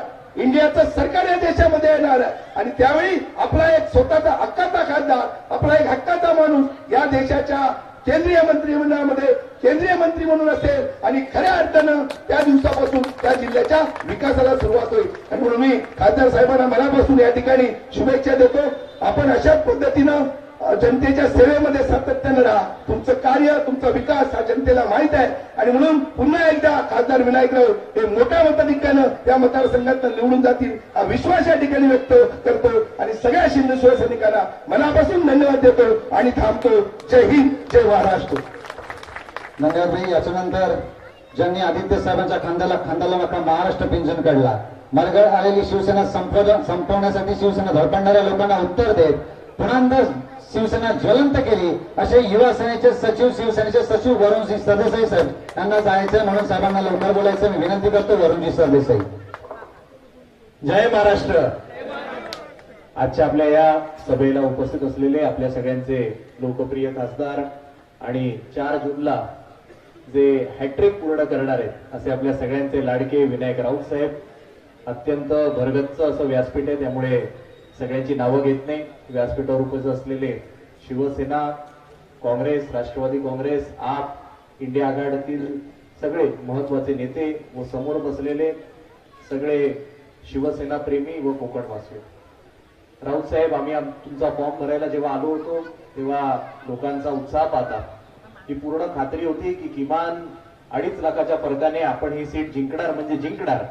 आणि मग त्यानंतर तुमचा फॉर्म भरला आणि दुसऱ्या दिवशी आम्ही टीव्हीवर पाहिलं की तुमच्या विरोधामध्ये भाजप लढते आणि भाजपने नारायण राणे यांना उमेदवारी घोषित केली. जसं ते टीव्हीवर पाहिलं तसं माझी इच्छा झाली की आपल्याला फोन करून सांगावं की काल आम्ही भाषणात म्हणालो तुम्ही 2.5 लाखाने जिंकणार, पण आता तुमचे प्रतिस्पर्धी पाहता किमान 3.5 लाखाच्या फरकाने तुम्ही जिंकणार म्हणजे जिंकणार.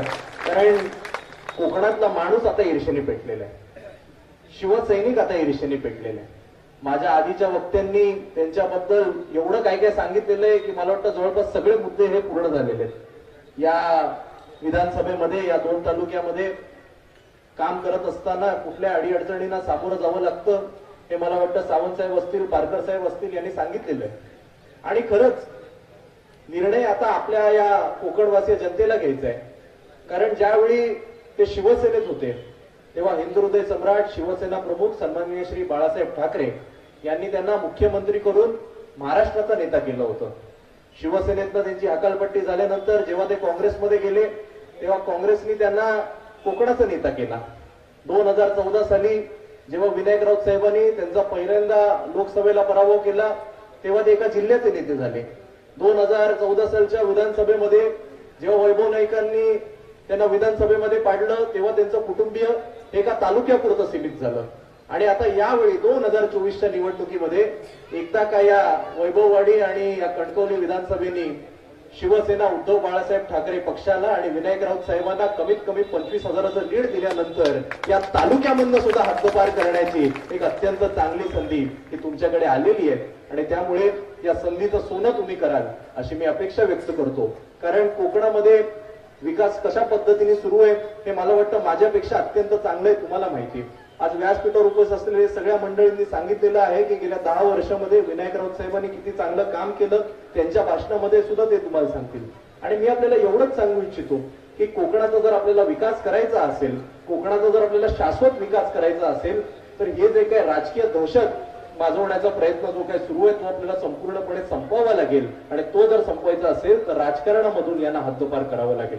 कारण दररोज त्यांची एक एक वाक्य पाहताना असं कळतच नाही की खरंच हे एकेकाळी मुख्यमंत्री होते का, खरंच आज हे केंद्रीय मंत्री होते का. काल पेपरामध्ये वाचलं स्वतः केंद्रीय मंत्र्यांनी महाराष्ट्राच्या माजी मुख्यमंत्र्यांना आणि महाराष्ट्राचे कुटुंब प्रमुख उद्धव ठाकरे साहेबांना सांगितलं तुम्ही सिंधुदुर्गात येऊन दाखवा, आम्ही तुम्हाला परत जाऊ देणार नाही. धमकीची भाषा सोडून द्या, आपण धमकीला भीक घालत नाही. पण एखादा लोकसभेचा उमेदवार आणि तोही नरेंद्र मोदी साहेबांच्या कॅबिनेट मधला एक केंद्रीय मंत्री अशा गुंडासारखी भाषा करतो हे मला वाटतं आपल्या देशाच्या लोकशाहीला शोभणार नाही. आणि त्यामुळे सामान्य जनतेने आता विचार केला पाहिजे. जर हे लोक महाराष्ट्राच्या माजी मुख्यमंत्र्याला थेट व्यासपीठावरनं धमक्या देऊ शकतात तर उद्या तुमच्या मागे किंवा सामान्य कार्यकर्त्यांच्या मागे सुद्धा अशीच जर दडपशाही होत राहिली तर कोकणाचा विकास होईल का हा विचार करून आपण सगळ्यांनी मतदान केलं पाहिजे. आणि म्हणून माझी विनंती आहे की आपल्याला यावेळी मिळालेलं चिन्ह हे नवीन आहे, आपल्याला जे पक्षाला नाव मिळाले ते देखील नवीन आहे. आणि म्हणून शिवसेना उद्धव बाळासाहेब ठाकरे पक्ष आणि आपलं चिन्ह मशाल हे आपल्याला शेवटच्या स्तरापर्यंत पोहोचवण्याची गरज आहे. मला माहिती आहे सोशल मीडिया आणि मीडियाच्या माध्यमातून मशाल चिन्ह हे जरी आपल्याला वाटत असेल सगळ्यांपर्यंत पोहोचलं असेल तरी आपण असं समजूया 10 पैकी 9 लोकांना माहिती आहे की यावेळी विनायक राऊत साहेबांचं चिन्ह हे मशाल आहे. पण एखादा असा व्यक्ती असू शकतो, एखादे कोण वयोवृद्ध असतील, कोण महिला असेल जे फार टीव्ही बघत नाहीत, राजकारणामध्ये रस नाही, एखादा असे फर्स्ट टाइम वोटर असतील, 18-19 वर्षाचे असतील, त्यांना राजकारण कळत नाही, मतदान उद्धव साहेबांना करायचंय, विनायक राऊत साहेबांना करायचंय, पण त्यांना मशाल चिन्ह माहिती नसेल आणि प्रत्येक जर आपण 10 मधला एक जरी व्यक्ती पकडला तर म्हणजे एका यादीमागे जवळपास 100 लोक होतात. आपल्या वैभववाडीमध्ये कोणतरी म्हणालं की 52 बूथ आहेत, म्हणजे जवळपास 58 बूथ आहेत, म्हणजे जवळपास 5800 मतं ही एकट्या या वैभववाडीमध्ये असे मतदार असू शकतात ज्यांच्यापर्यंत आपलं चिन्ह पोचलं नाही. आणि म्हणून आजची ही सभा झाल्याच्या नंतर आम्ही युवा सेनेच्या वतीने सावंतवाडीमध्ये मशाल रॅली साहेब आम्ही आयोजित केलेली आहे.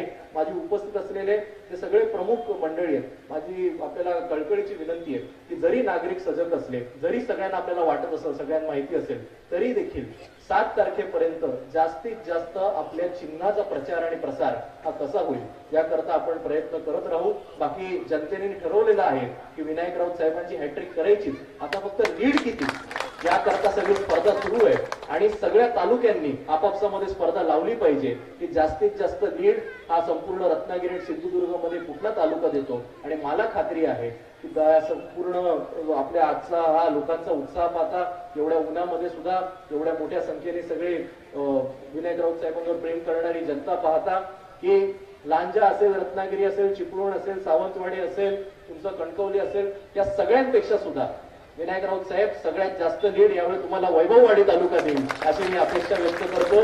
तुम्हाला पुढच्या तुमच्या वाटचालीसाठी शुभेच्छा देतो. इंडिया आघाडीच्या सुद्धा सगळ्या नेत्यांचे अभिनंदन करू इच्छितो. तुम्ही आज जसे आमच्या सगळे सोबत आहात असेच देखील पुढे सगळे एकत्र सोबत राहा आणि आपण सगळे एकत्र काम करूया. इंडिया आघाडीचं सरकार हे देशामध्ये आणूया आणि विनायक राऊत साहेबांची हॅट्रिक पूर्ण करूया. जय हिंद, जय महाराष्ट्र. धन्यवाद साहेब. त्याच्यानंतर मीनाताई बोडके काँग्रेसच्या वतीने आपले थोडक्यात मनोगत व्यक्त करतील. मी मॅडम यांना विनंती करतो की आपण आपल्या मनोगत अगदी थोडक्यात व्यक्त करावं.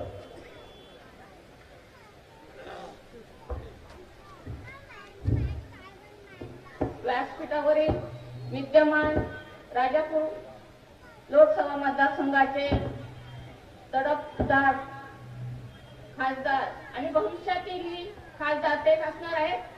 त्यांच्यासोबत असणारे व्यासपीठावरील सर्वच मान्यवर, मी आता प्रत्येकाची नावं घेत नाही या ठिकाणी, आणि समोर असणारे तमाम माता भगिनी बंधूंनो, मी या ठिकाणी एवढंच सांगू इच्छित आहे की राऊत साहेब हे फक्त शिवसेनेचे उमेदवार नाही आहेत, तर इंडिया आघाडी देशामध्ये लोकशाहीच्या विरोधात जे काही चाललेलं आहे, घटना संपवण्याचे काम चाललेलं आहे, मोदी साहेबांचं खोटं बोलणं जे चाललेलं आहे, त्यांच्या मन की बात 10 वर्ष लोकांच्या समोर मन की बात. मला हे अजून कळत नाही की त्यांच्या मन की बात आम्हाला काय करायची आहे. आमच्या मनाची बात कधी ते ऐकणार आहे. सिलेंडर 420 रुपये होता, त्यावेळी त्यांची एक विरांगना सिलेंडरवर बसून रडत होती, छोट बोंबा मारत होती. ती विरांगना आता गेली कुठे? महागाईने त्रस्त झालेले आहेत. शाळेतल्या मुलांच्या दप्तरावर जीएसटी बसवलेला आहे. शाळेत मुलांना शिकवण्यासाठी शिक्षक नाहीये दिसतात तुम्हाला. काही पालक शाळेमध्ये मुलांना शिकवण्यासाठी जात आहेत. म्हणजे शिक्षणावर घाला घालून तुम्हाला गरीब अशिक्षित पिढी निर्माण करायची आहे. आणि 100 वर्षापूर्वीची काय व्यवस्था होती, म्हणजे महिलांना सती जाण्याची पद्धत होती, ती पद्धत येणार आहे हे महिलांनी लक्षात ठेवा. ज्यावेळी अयोध्येमध्ये बाळरामाची पूजा केली, ज्या ठिकाणी तुम्ही प्रत्येक वेळी राम, लक्ष्मण आणि सीतेचा फोटो बघितला असेल, परंतु या वेळेला फक्त बाळराम, कधीही बाळरामाची पूजा केली जात नाही, बाळकृष्णाची पूजा केली जाते. तर महिलांच्या विरोधात हे षडयंत्र चाललेलं आहे. जर असं षडयंत्र चालत राहिलं, तुम्ही जर बदल केलात नाही तर तुमच्या पायावर तुम्ही दगड घालून घेणार आहे. लक्षात ठेवायचं आहे. तुमच्या मुलांना शिक्षण मिळणार नाही. सिलेंडर आता इलेक्शन झाल्यामुळे 200 रुपयांनी कमी केलाय, तो 1200 रुपयावर होता. म्हणजे ज्या वेळेला मनमोहन सिंग पंतप्रधान होते तर 420 रुपयाला मिळणारा सिलेंडर 1200 जाऊन पोहोचला होता. आता तो कुठे 800 850 वर आणलेला आहे. म्हणजे महागाई कहर करणार आहे. सर्व गोष्टीवर जीएसटी बसणार आहे. हाताला काम नाही आहे. बेकारी वाढली आहे. आणि मोदी फक्त दोघांचा विकास करत आहेत आणि यासाठी ही इंडिया आघाडी निर्माण झालेली आहे आणि ह्या इंडिया आघाडीचे सर्व पदाधिकारी हातात हात घालून प्रचार करत आहेत आणि या ठिकाणी राऊत साहेब हे आघाडीचे उमेदवार आहेत. महाराष्ट्रामध्ये कोरोना काळामध्ये उद्धवजी ठाकरे साहेबांनी अतिशय उत्तम राजेश टोपे दोघांनी मिळून केलेला आहे. इतर राज्य उत्तर प्रदेश वगैरे पाहिली तर त्या ठिकाणी नदीमध्ये पेटं वाहून जात होती. असे हे उद्धव ठाकरे जे आहेत त्यांना आपल्याला पुन्हा एकदा सीएमच्या खुर्चीत बसवायचं आहे आणि देशामध्ये इंडिया आघाडीचे पंतप्रधान बनवायचे आहे आणि तुम्हाला आम्हाला भविष्यामध्ये स्वाभिमानाने जगता आलं पाहिजे. मणिपूरचं उदाहरण आहे. मणिपूरमध्ये नग्न धिंड काढली महिलांची. नग्न धिंड म्हणजे महिलांना कशा प्रकारची वागणूक मिळते. रात्रीचं बाहेर पडू शकत नाही आपण. उत्तर प्रदेशामध्ये हाथरसमध्ये जिवंत मुलीला जाळण्यात आलेला आहे. तर अशा घटना या घडत आहे म्हणजे स्त्रिया सुरक्षित नाही आहेत आणि या आपल्याला जर स्वाभिमानाने जगायचं असेल तर पुन्हा एक वेळ लोकशाही घटना याचं सुरक्षा करण्यासाठी आपल्याला इंडिया आघाडीचं सरकार निवडून केंद्रामध्ये सत्ता उलटून टाकायची आहे आणि खोटी आश्वासनं जी आहेत ती नष्ट करायची आहे. आपल्या मुलांना हाताला काम मिळालं पाहिजे. बेरोजगारी जी आहे ती कमी झाली पाहिजे आणि यासाठी या ठिकाणी सर्व आप राष्ट्रवादी काँग्रेस, राष्ट्रीय काँग्रेस सर्व आघाडीचे नेते व्यासपीठावर उपस्थित आहेत. सर्वांना बोलणं शक्य नाही आहे परंतु मी तुम्हाला परत एकदा सांगते की सर्व महिला भगिनीने आपल्या शेजारचं एक मत मिळवलं तरी पुष्कळ झालं आणि मशाल हे चिन्ह मात्र ठाकूर सर्वांनी तुम्ही सर्वांना सांगायचं आहे की या वेळेला उद्धव ठाकरे साहेबांचं चिन्ह हे मशाल आहे. ही मशाल लावून सगळ्यांचं आयुष्य उज्ज्वल प्रकाशित करायचं आहे. एवढं बोलून मी माझे विचार संपवत आहे. जय हिंद. धन्यवाद. याच्यानंतर कोकणची मुलूक मैदान पे म्हणून ज्यांच्याकडे आपण बघतो आणि ज्यांचं भाषण ऐकण्यासाठी सन्मान्य गौरीशंकर खोत यांना विनंती करतो की आपण मनोगत व्यक्त करावं.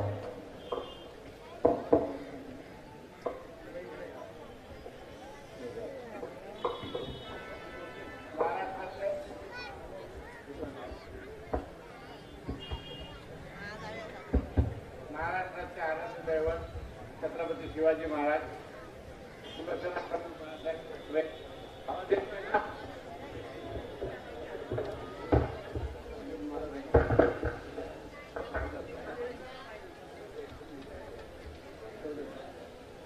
महाराष्ट्राचे आराध्य दैवत राजे शिवछत्रपती शिवसेना प्रमुख स्वर्गीय बाळासाहेब ठाकरे, पक्षप्रमुख उद्धवजी, आपले आजचे आणि उद्याचे खासदार विनायकजी राऊत, रत्नागिरीवरून आलेले आमचे मित्र महाडिक, उपनेता संजना घाडी आणि आमचे संपर्क प्रमुख आणि संपूर्ण व्यासपीठ नाव घेण्यात वेळ घालवत नाही आणि आपला जास्त वेळही घेऊ इच्छित नाही कारण सभेची वेळच मला वाटतं 7 वाजेपर्यंत आहे आणि बरीच भाषणं मागे आहेत. खरं तर ही निवडणूक फक्त नारायण राणे आणि राऊत साहेब यांच्यामधली नाही. ही निवडणूक हुकुमशाही विरुद्ध आहे. लोकशाही वाचवण्यासाठी आहे. जे आपल्याला सांगितलं होतं माननीय पंतप्रधानांनी, अब बहुत हो गई महंगाई की मार, अब की बार भाजप सरकार, ती महंगाई काही कमी झाली नाही. त्या महागाईच्या विरुद्ध आहे. दरवर्षी आपल्याला 2 कोटी रोजगार देणार होते मोदी साहेब. 10 वर्षात 20 कोटी झाले असते आणि तसं झालं असतं तर आज तुम्ही सगळे कामावर असला असता आणि सभेत तर कोणीच असलं नसतं. त्याच्यामुळे याच्यापैकी काहीच झालेलं नसल्यामुळे हे सगळे बदल त्यांनी जे सांगितले होते म्हणजे महागाई कमी करायची आहे, रोजगार निर्माण करायचा आहे, या सगळ्या गोष्टी करून विकास साधण्याकरता आपल्याला लोकशाही जिवंत करण्याकरता ही निवडणूक आहे. कदाचित ही निवडणूक जी 400 पार ही जी काही घोषणा दिली आहे ती याच्याकडे अंगुली निर्देश करत आहे. म्हणजे याच्याकडे आपल्याला लक्ष वेधत आहे की या निवडणुकीनंतर भारतात निवडणूक होणार नाही. तुम्ही म्हणता असं होऊ शकतं का? तर आपल्या बाजूला रशिया आहे आणि रशियामध्ये पुतीन हे अध्यक्ष आहेत. गेल्या वेळच्या निवडणुकीत त्यांनी संसदेत असा कायदा पास करून घेतला की ते जिवंत आहेत तोपर्यंत रशियाचे अध्यक्ष राहतील, बाकी सगळ्या निवडणुका होतील, पण अध्यक्षपदाची निवडणूक होणार नाही. भ्रष्टाचाराविरुद्ध भारतीय जनता पार्टीने एवढी आग ओकली, एवढे भाषणं केली, एवढे ठिकाणी लोकांना हैराण केलं. ईडी, सीबीआय, एसीबी लोकांच्या मागे लावले आणि आज ते सगळे, मग छगन भुजबळ असून देत, अजित पवार असून देत, भावना गवळी असून देत, नावं घेऊ तेवढी थोडी, कदाचित वेळ पुरणार नाही, सगळे भाजपमध्ये आहेत, सगळे मंत्रिमंडळात आहेत, सगळे निवडणूक लढवतात. माता ही भाजप पार्टी आहे की भ्रष्टाचारी पार्टी आहे? यांनी काश्मीरचा मुद्दा जाऊन तुम्ही गावोगावी मांडता. मणिपूरमध्ये जेव्हा तरुण महिलांची व्यवस्थित दिंड काढली, तुम्ही एकही दिवस पंतप्रधान त्या विषयावर बोलले नाहीत. त्याचं कारण कधी पंतप्रधान सांगू शकतात का? या देशातल्या सुप्रीम कोर्टाने या महाराष्ट्र सरकारचा नपुसक सरकार म्हणून उल्लेख केला. ते कधी येऊन या ठिकाणी अजित पवार, शिंदे, नाहीतर आमचे पंतप्रधान सांगू शकतात का? एकही दिवस ते टीव्ही समोर यायला तयार नव्हते, लोकांबरोबर बोलायला तयार नव्हते. इलेक्ट्रिकल बॉन्डचा विषय निघाला, काही लोक सुप्रीम कोर्टात गेले. सुप्रीम कोर्टाने स्टेट बँकेकडे माहिती मागितली की कोणी कोणी हे बॉन्ड खरेदी केले आहेत आणि कुठच्या कुठच्या पक्षाला दिले आहेत, किती किती रुपये दिलेत ते सांगा. पहिल्यांदा स्टेट बँकेने सांगितलं ही माहिती द्यायला 2 वर्ष लागतील आणि डिजिटल इंडियाची घोषणा पंतप्रधानांनी केली होती. डिजिटल इंडिया म्हणजे काय? सगळा बोटाच्या हाताच्या बोटावर मिळणार. आणि स्टेट बँक काय सांगते? माहिती द्यायला 2 महिने लागतील, म्हणजे निवडणुकीनंतर. सुप्रीम कोर्टाने सांगितलं 48 तासाच्या आत जर माहिती कोर्टासमोर आली नाही तर आम्ही स्टेट बँकेच्या सगळ्या अधिकाऱ्यावर कारवाई करू. 48 तासात माहिती आली. इलेक्ट्रॉनिक बॉन्ड कोणी कोणी खरेदी केली त्या कंपन्यांची नावं आली आणि त्याच्यातून असं निष्पन्न झालं अशा 33 कंपन्या आहेत की ज्याच्यावर मोदींच्या ईडी, सीबीआय, एसीबी यांनी कारवाई केली आणि त्या कारवाईच्या दुसऱ्या दिवशीच्या आठवड्यामध्ये 33 कंपन्याने भारतीय जनता पार्टीला मदत निधी दिलेला आहे. अशा प्रकारे वसुलीचा धंदा, अशा प्रकारे पैशाची लूट करून आणि काही कंपन्या अशा आहेत अडाणींसारख्या की ज्यांना मोठे मोठे कॉन्ट्रॅक्ट मिळाले आहेत. जसं धारावी विकासाचं कॉन्ट्रॅक्ट आहे. या सगळ्या कंपन्यांनी भाजपला पैसे दिलेले आहेत. आज उद्योगपतींना धंदा द्यायचा, त्यांच्याकडून पैसे घ्यायचे, जे पैसे देत ते त्यांच्यावर झाडी टाकायच्या, त्यांच्याकडून पैसे घ्यायचे, जे भ्रष्ट आहेत त्यांच्यावर झाडी टाकायच्या, मग त्यांना पक्षात घ्यायचं. अशा प्रकारचा गोंधळ आणि अशा प्रकारचं वातावरण या देशात आहे. ते वातावरण जर आपल्याला बदलून लोकशाहीची पुनर्स्थापना करायची असेल तर 7 तारीखला आपल्याला इंडिया आघाडीचे उमेदवार खासदार विनायक राऊत यांना निवडून दिल्याशिवाय आपल्याकडे दुसरा उपाय नाही. बऱ्याच वक्त्यांनी उल्लेख केला पण मी अजून 2-3 मिनिटं तुमची घेईन. तुमच्या घरासमोर समजा तुम्ही एखादा आंब्याचं झाड लावला,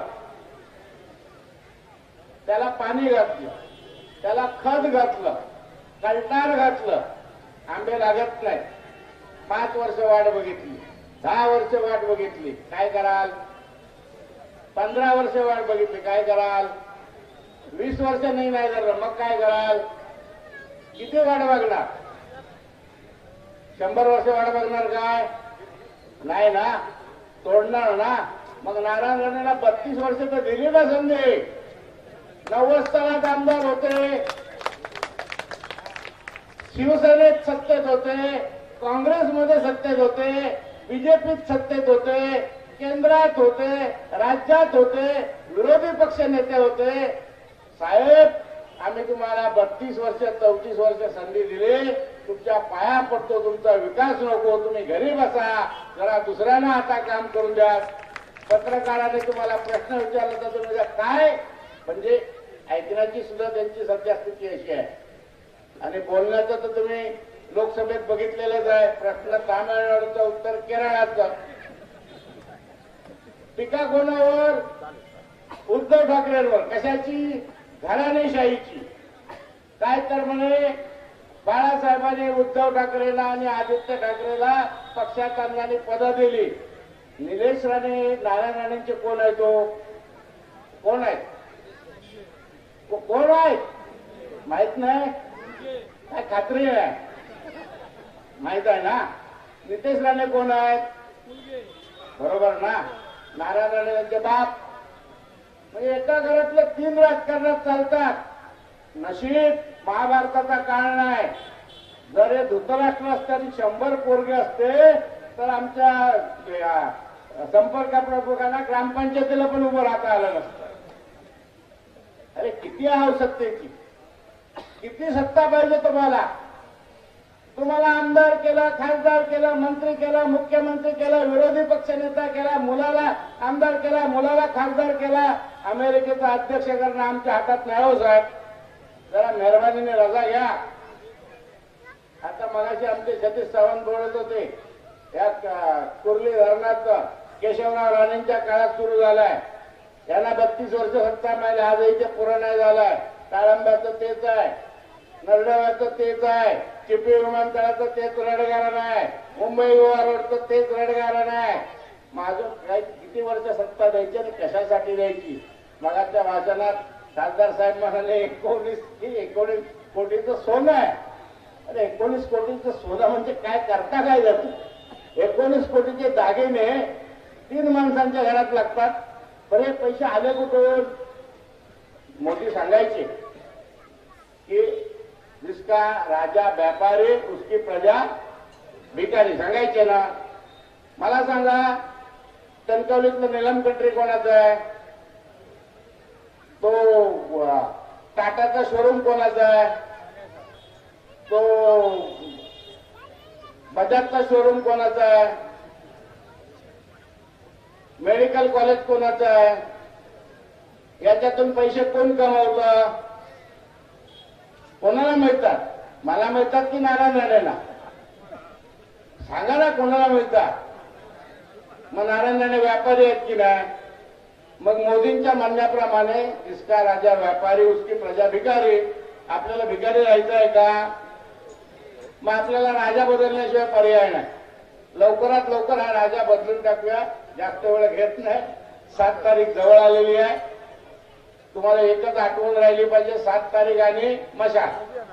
भले तुम्ही एक वेळ आमच्या राऊत साहेबांचं नाव विसरलात चालेल, शिवसेनेचं नाव विसरलात चालेल, पण 7 तारीखला 7 तारीख आणि मशाल या 2 गोष्टी बरोबर लक्षात ठेवा. आणि जाऊन बटन असं दाबा. ते म्हणतात का इटलीला करंट गेला पाहिजे, मी म्हणतो दिल्लीला करंट गेला पाहिजे. दिल्लीला असा भूकंप झाला पाहिजे ना, तिथे भूकंपाचं केंद्र आहे. हरियाणा आणि दिल्ली आणि त्या नेपाळच्या आजूबाजूला ते असं बटन दाबा की प्रचंड भूकंप झाला पाहिजे. मी जास्त वेळ घेत नाही, बोलण्यासारखे खूप मुद्दे आहेत, पण बऱ्याच जणांना बोलायचं आहे. 7ला तुमचं मला वाटतं नमाज पण चालू होईल, मीटिंगची पण वेळ 7 वाजेपर्यंत आहे. तर मी आपली जास्त वेळ न घेता भाषण थांबून रजा घेतो. जय हिंद, जय महाराज. धन्यवाद साहेब. आपण सगळे ज्यांचे आतुरतेने ज्यांच्या भाषणाची वाट पाहतोय ते सन्माननीय सध्याचे खासदार पुन्हा 3ऱ्यांदा खासदार हॅट्रिक साधण्यासाठी सज्ज असणारे सन्मान्य विनायकराव सर यांना विनंती करतो की आपण आपल्या मनात व्यक्त करावे.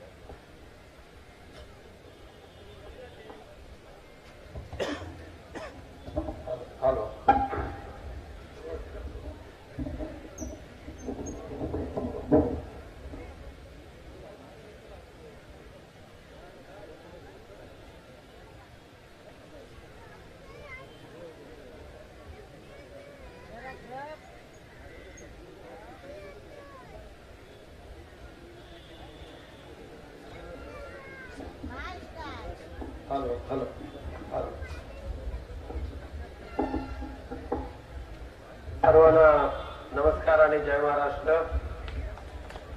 व्यासपीठावर माझे शिवसेना आणि इंडिया आघाडीचे सर्वच मान्यवर पदाधिकारी आहेत. पत्रकार बंधू सुद्धा उपस्थित आहेत. त्याने सर्वांना नमस्कार करतो. अजूनही संजनाताईंना बोलायचं आहे, राजू महाडिकनं बोलायचं आहे, पण आजची वैभववाडीची सभा 100% मोके ना. ज्यांनी बेईमानी केली त्यांना धोका द्यायचा म्हणजे द्यायचं की नाही. आज म्हणजे मागच्या 2 निवडणुका मी वैभववाडीमध्ये सभा घेत असतो, पण या वर्षीची वैभववाडीची सभा ही पूर्वीच्या दोन्ही निवडणुकींपेक्षा जबरदस्त ताकदीने आपण उभी केली. कारण नक्कीच सर्वात जास्त मताधिक्य वैभववाडी तालुक्यातून शिवसेना, काँग्रेस पक्ष, राष्ट्रवादी काँग्रेस पक्ष, आम आदमी, इतर इंडिया आघाडीचे सर्व पक्ष यांच्या माध्यमातून मिळणार. आता काही जणांना जर ही उपस्थिती पाहिल्यानंतर त्यांची बीपी वाढली, ठोके वाढले, तर त्याला आम्ही जबाबदार नाही, अगोदर स्पष्ट करतो. कारण जनता दादागिरीने बोलवलंय का, आपण जबरदस्ती केली का, मतदान करा नाही तर तुम्हाला बघून घेतो असं ते अतुल रावराणेंच्या भाषेतला टिल्ल्या सांगतो, तसं झालंय का. सो खुशीने झालात ना. आता मजीद पटवाले कुठे, रज्जभाई आणि मजीद सगळे आहेत ना. हा नाही, गौस पण आहे की नाही, पुढे बसले गौस आहे ना. नाही कोणाला काय घेणं असे व्यवहार नाहीत ना, स्वतः मनापासून आलेले आहे. नाही एवढ्यासाठी खुलासा करतो की नेहमी चांगल्या ह्याच्यामध्ये काहीतरी हा घेऊन द्या. अरे काय ती शुभ आहे बाबा, हे सगळ्यांना नाही समज.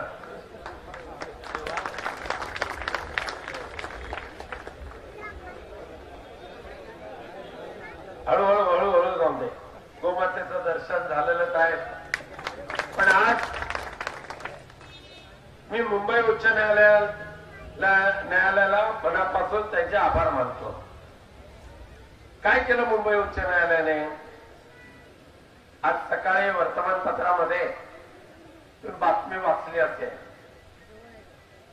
समाजामध्ये द्वेष निर्माण करायचा, हिंदू आणि मुस्लिमांना एकमेकाच्या विरोधात भडकवायचं, एकमेकाची डोकी फोडायची आणि त्या भारत मातेच्या रक्षणासाठी झगडणाऱ्या या सगळ्या देशवासियांना धर्माधर्मामध्ये, जातीमध्ये विभागून टाकायचं, हिंदू आणि मुस्लिमांमध्ये असा द्वेष पसरवायचा आणि त्याच्यातून निर्माण झालेली जी दंगल असेल, हत्या असेल, त्या प्रेताच्या चाळूवरचं लोणी चाटणारा एक गिधाड दुर्दैवाने कणकवली विधानसभा मतदारसंघाचे आमदार मुंबई उच्च न्यायालयाने त्यांना त्यांच्यावर केस दाखल करायचे आदेश दिले.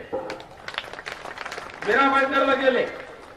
अरे कणकवली कुठे, वैभववाडी कुठे, गेले मीरा भाईंदरला. आणि मीरा भाईंदरला गेल्यानंतर तिथले स्थानिक आमदार आणि हे टिल्लू महाशय, जागतिक कीर्तीचा माणूस ना, उंची किती, मेंदू केवढा, मोजमाप तरी करा. आणि त्या मीरा भाईंदरला जाऊन मुस्लिमांना हे करा, हाकलून द्या, ते हाकलून द्या, अशा मोठमोठ्या घोषणा केल्या. आणि तिथल्या मग हिंदू समाजाची जी मंडळी होती,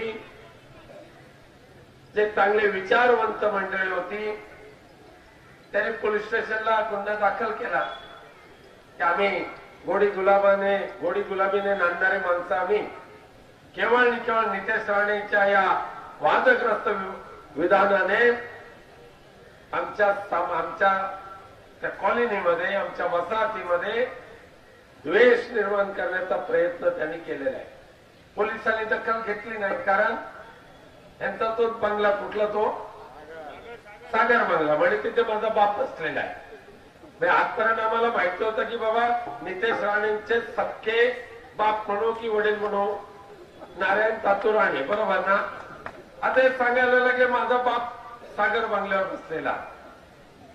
बाप बदलणारच अवलाद हो तुम्ही. म्हणून आमच्या शिवसेना प्रमुखांना सुद्धा सोडायचा प्रयत्न केला. आज सुदैवाने काल मुंबई उच्च न्यायालयाने या विघ्न संतोषी माणसाच्या विरोधात गुन्हा दाखल करायचा आदेश पोलिसांना दिला. त्याबद्दल मी त्यांचे धन्यवाद मानतो. आज मुस्लिम हे देशाचे दुश्मन नाही, पण जर या देशामध्ये राहून पाकिस्तानचे गोडवे गात असाल, बांगलादेशचे गोडवे गात असाल तर ते हिंदुस्थान द्रोही आहेतच. पण मोदी साहेबांनी सुद्धा एकदा आकाशातून आपलं विमान फिरवलं. आम्हाला मुस्लिम देशद्रोही म्हणून सांगायचं आणि तुम्ही पाकिस्तानमध्ये जाऊन बर्थडे पार्टी साजरी करतात, ते बिर्याणी खातात आणि आम्हाला शानपणाचे धडे देतात. आज शिवसेनेवर आरोप करतात का, आणि काँग्रेस बरोबर शिवसेना गेली म्हणून शिवसेनेचं हिंदुत्व संपलं. आता नितेश राणे पण मशिदीमध्ये किती वेळा गेले, चढवली चादर, आमच्या का पट्ट्यात दुखलं नाही बाबा. त्यांना पण त्या दर्ग्यामध्ये जाऊन त्यांनी तरी त्यांना सद्गती द्यावी, म्हणजे तरी कुठे चार शब्द चांगले बोलतील. पण मतदान केलं नाही म्हणून मी बघून घेईन अशी धमकी जर नितेश राणे तुम्ही देत असाल, मी सुद्धा या मतदारसंघाचा खासदार आहे. जे मतदार नारायण राणेंना मतदान करणार नाहीत त्या गावाला निधी देण्याचं काम विनायक राऊत करणार, म्हणजे करणारच.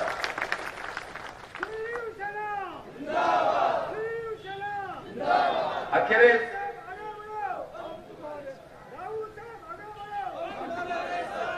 मी नारायण राणेंचा काही द्वेष करणारा माणूस नाहीये, पण अशी अपप्रवृत्ती आपल्याला चालेल का?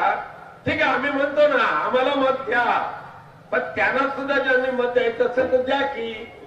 पडायचं आहे त्यांना, डिपॉझिट जप्त करायचं आहे. पण ज्या उमेदवाराची डिपॉझिट जप्त होणार आहे त्या पापाचे आपण वाटेकरी कोण बनायचं का?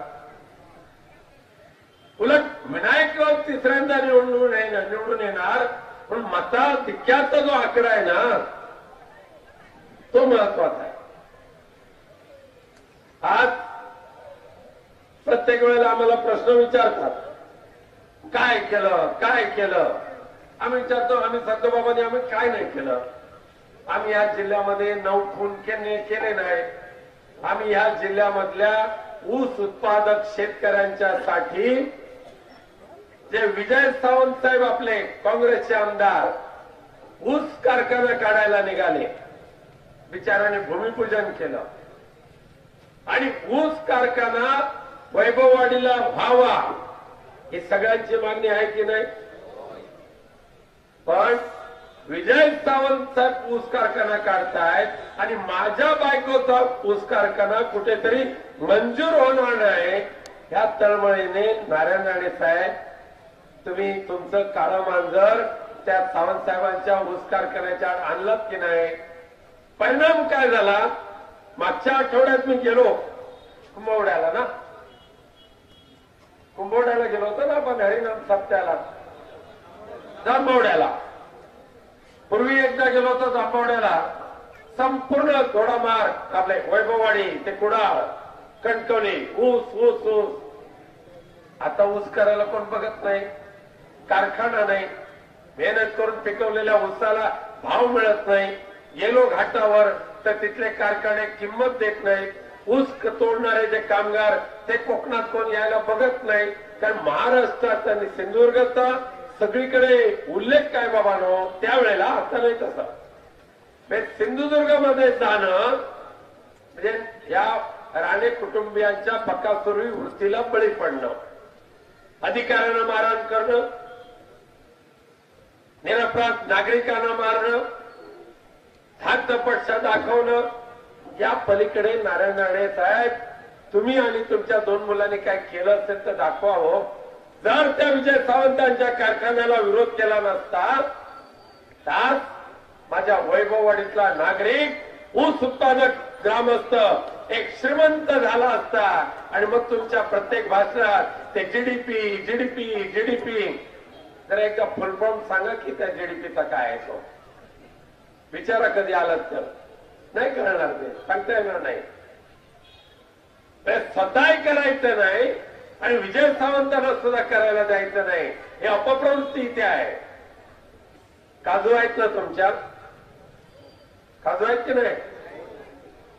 बरं मला सांगा प्रामाणिकपणे, आजपासून 6 वर्षापूर्वी काजूला आजपासून 5 वर्षापूर्वी काजूला 150 रुपयापेक्षा जास्त भाव मिळत होता ना काजू बिला? 180 वर झाला होता ना. मग त्यावेळेचं काजूचं झाड, त्यावेळेची आपली जमीन, त्यावेळेचं हवामान आणि आत्ताचं झाड, हवामान, जमीन याच्यामध्ये काय फरक पडला आहे? तसं आहे की नाही? मग काजूचा भाव कमी का झाला? आपल्या जिल्ह्यातला, रत्नागिरी जिल्ह्यातला, कोल्हापूर जिल्ह्यातला काजूचा भाव कमी का झाला? असं जर राणे साहेब आले तर त्यांना विचारा, राणे साहेब तुमच्या मोदींच्या कारकिर्दीमध्ये प्लास्टिकचे तांदूळ खाऊन आम्हाला जगावं लागतंय, डाळ घेऊ शकत नाही, डिझेल पेट्रोल नाही, साखर नाही, काळे वाटाणे, सफेद वाटाणे, चवळी नाही, तेल नाही, गाड्या घेतल्या आपल्या तरुणांनी कर्जावर, डिझेल पेट्रोल भरायचे आता दिवस राहिले नाही. आणि आता लग्नाचे दिवस. मी माझ्या मित्रांना विनंती करतो, बाबांनो, जे लग्नासाठी इच्छुक आहेत ना त्यांना हात जोडून विनंती करतो, लग्न करायचं झालं तुम्हाला तर मुलीच्या आईवडिलांकडे 1 पायली काजू मागा, 1 पायली नाचणी मागा, भात मागा, पाहिजे तर 1 टन ऊस मागा, पण सोन्याचा हुंडा मागू नका. आता सोन्याचा भाव 75,000. बरोबर? कसं बांधवणार मंगळसूत्र, कसं बांधवणार दागिने? आता राणे साहेबांच्या घरचं सोनं हे कुठलंय मला काय कळलं नाही बाबांनो. त्याने जे निवडणूकच्या ते अफिडेव्हिट मध्ये दिलंय तेवढा जरी विचार केला, या जिल्ह्यातला, ह्या राज्यातला सर्वात श्रीमंत सोनं वापरणारा नेता या सिंधुदुर्गमध्ये आहे, ह्याचा अभिमान बाळगायचा की ह्याचं दुःख मनामध्ये बाळगून चालायचं. बाबांनो, तुम्हाला 19 कोटी रुपयाचं सोनं घ्यायला परवडतंय, पण आम्हाला मणी मंगळसूत्र करायला सुद्धा सोनं नाही आम्ही घेऊ शकत हो. आणि मग अशा वेळेला या काजूचे भाव कमी का? बाकीच्या सगळे दरवाढ झाली, सगळी दरवाढ झाली, महागाई वाढली, पण काजूचे भाव नाही वाढले. गोव्यामध्ये 140 रुपये काजू आणि आपल्याकडे 105च्या पुढे नाही गेला ना की 107, 110, 110 जास्तीत जास्त. आणि ते आमचे मोठे साहेब सावंतवाडीचे सध्या व्हॅनिटी मधून फिरतात, व्हॅनिटी मधून. पण तुम्हाला माहिती आहे का व्हॅनिटी म्हणजे काय? तर सिनेमामध्ये, चित्रपटामध्ये, टीव्ही सिरियल मध्ये काम करणाऱ्या अभिनेते ज्या गाडीचा वापर करतात मेकअपसाठी, मेकअपसाठी, त्या गाडीला व्हॅनिटी म्हणतात.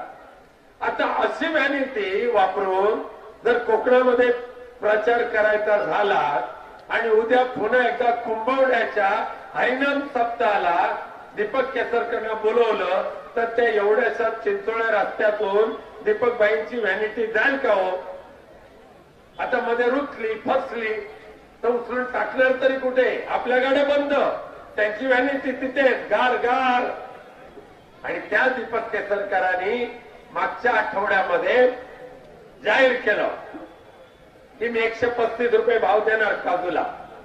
आता काजू संपत आले तरी सुद्धा काजूला 135 सोडव 110 रुपयाचा सुद्धा भाव मिळत नाही. आणि काजू उत्पादकांची ही चेष्टा कशी होते तर ह्या देशाचे पंतप्रधान, ह्या देशाच्या अर्थमंत्री, ह्या देशाचे अमित शहा या त्रिमूर्तीने केवळ आणि केवळ आपल्या देशातल्या आपल्या रत्नागिरी, सिंधुदुर्ग आणि कोल्हापूरच्या काजू उत्पादकांना मारून टाकण्यासाठी आपले काजू जे निर्यात होत होते अमेरिकेमध्ये, लंडनमध्ये, ते निर्यात आपल्या काजूची बंद केली. आणि त्याही पुढे जाऊन केनिया आणि टांझानिया या देशातल्या काजू आपल्या देशात मागवायला सुरुवात केली. हा जो आयात कर होता पूर्वीचा, हा 20% होता, तो या मोदी साहेबांनी 5% केला. आणि तिथल्या काजू 50 रुपये किलोने यायला लागल्या. मग आपल्या काजूला भाव कसा मिळेल बाबांनो? मिठाईवाल्यांना 50 रुपयाच्या काजूचा वसो नाही तर वसो. त्यातल्या त्यात बारमध्ये वगैरे कोण गेला, जाऊ नका बाबांनो. पण गेला तर तिथला चाकणा म्हणून काजूचा घर मागवू नका, का तो काजू डुप्लिकेट काजू असतो. टांझानिया आणि आफ्रिकेचा काजू आणायचा, काजूगर घ्यायचे 5 किलो, 10 किलो शेंगदाणे आणि ते मिक्स करायचे, पावडर बनवायची आणि त्याच्यातून डायवर, म्हणजे ती डाय असते ना, ड्रायव्हर नाही, डाय, त्याच्यातून अस्सल काजू तयार केले जातात. आणि त्यावेळेला मसाला लावून जर ठेवलं तर मारला घुटका टाकला काजू, मारला घुटका टाकला काजू. काय करणार आहे? शेवटी पोटात जळजळ व्हायला लागली की कळेल अरे आपण विष खाल्लं, विष. मग डॉक्टर म्हणतील करा एक्सरे, करा MRI, सिटी स्कॅन. आणि त्या अशा पद्धतीने बनावट काजूमुळे कॅन्सर होतो असं जागतिक तज्ञांनी सांगितलेलं आहे. म्हणून आपल्या काजूला मारायचं आणि परदेशी काजूला आयात करायचं, या विरोधात एकमेव खासदार लढतोय, एकमेव खासदार, त्याचं नाव विनायक राऊत आहे. आम्ही मागणी करतोय की आयात कर वाढवा, पुन्हा एकदा 20% करा. पण लाडवलेले व्यापारी, आमच्या अरुबाईंना विचारा, आमच्या संजनाताईंना विचारा, धारावीमध्ये सगळ्या मिठाईचे कारखाने असतात. त्या सगळ्या कारखान्यामध्ये डुप्लिकेट काजू, आपला चविष्ट काजू, आणि ते उत्पादक रस्त्यावर फिरतायत आणि परदेशातून आणलेले काजू उत्पादक मोठ्या इमल्यामध्ये राहत आहेत. विनायक राऊत सातत्याने मागणी करतोय परदेशातला काजू जेवढा आवश्यक असेल तेवढा मागवा, अतिरिक्त काजू मागवावर बंदी करा, आयात कर वाढवा. आणि नक्कीच सांगतो बाबांनो, एकटा कोकणाचा प्रतिनिधित्व करणारा एकटा विनायक राऊत असला तरी माझा आवाज वाघाचा आवाज आहे. माझ्या आवाजामध्ये हिंदू हृदय सम्राट बाळासाहेब ठाकरेंची जादू आहे. आणि नक्कीच माझ्या काजू उत्पादक शेतकऱ्यांना न्याय मिळवून दिल्याशिवाय राहणार नाही. आता आमच्यावर आरोप करतात हे मोठे निलेश राणे, इकडे ठेका तिकडे ठेका, तिकडे दलाली तिकडे दलाली. पण निलेश राणे, तुमच्या त्या पुण्याच्या हॉटेलमध्ये तुम्ही किती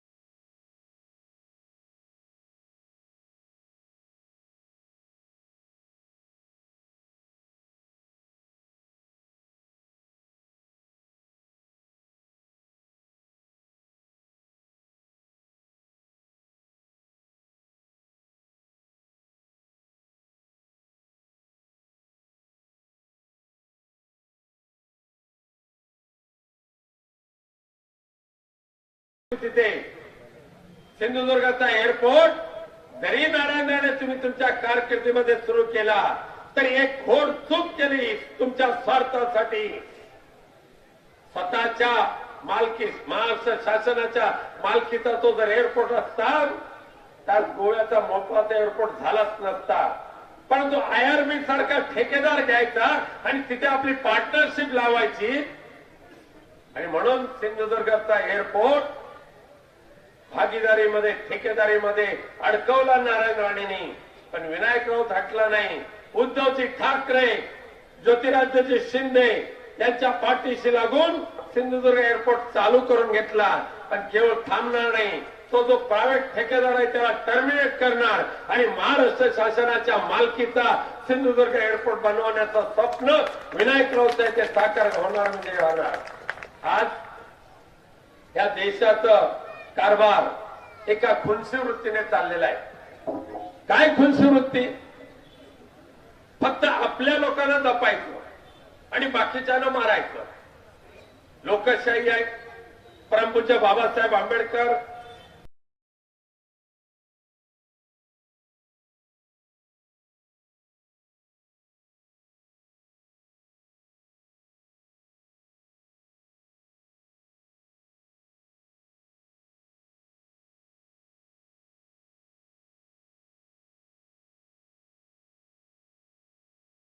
जे जे हिंदुस्थानवर प्रेम करतील, निष्ठा ठेवतील ते सगळे हिंदुस्थानी आहेत. पण हिंदू असेल, मुस्लिम असेल, ख्रिश्चन असेल, बौद्ध असेल, पारसी असेल, सर्वांना समान न्याय मिळाला पाहिजे.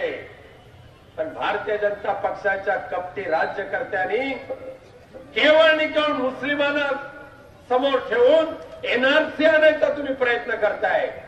नॅशनल रजिस्टर ऑफ सर्टिफिकेट आणा की, आम्हाला हरकत नाही. पण NRC जर लागू झाला या देशामध्ये तर केवळ मुस्लिमच नाही तर या देशातला दलित बांधव, या देशातले आदिवासी बांधव, या देशातले ज्यांच्याकडे ग्रामपंचायतीचा जन्मतारखेचा दाखला नाही ते सगळे भारतीय नागरिक होणार नाहीत बाबांनो. हा त्याचा अर्थ आहे.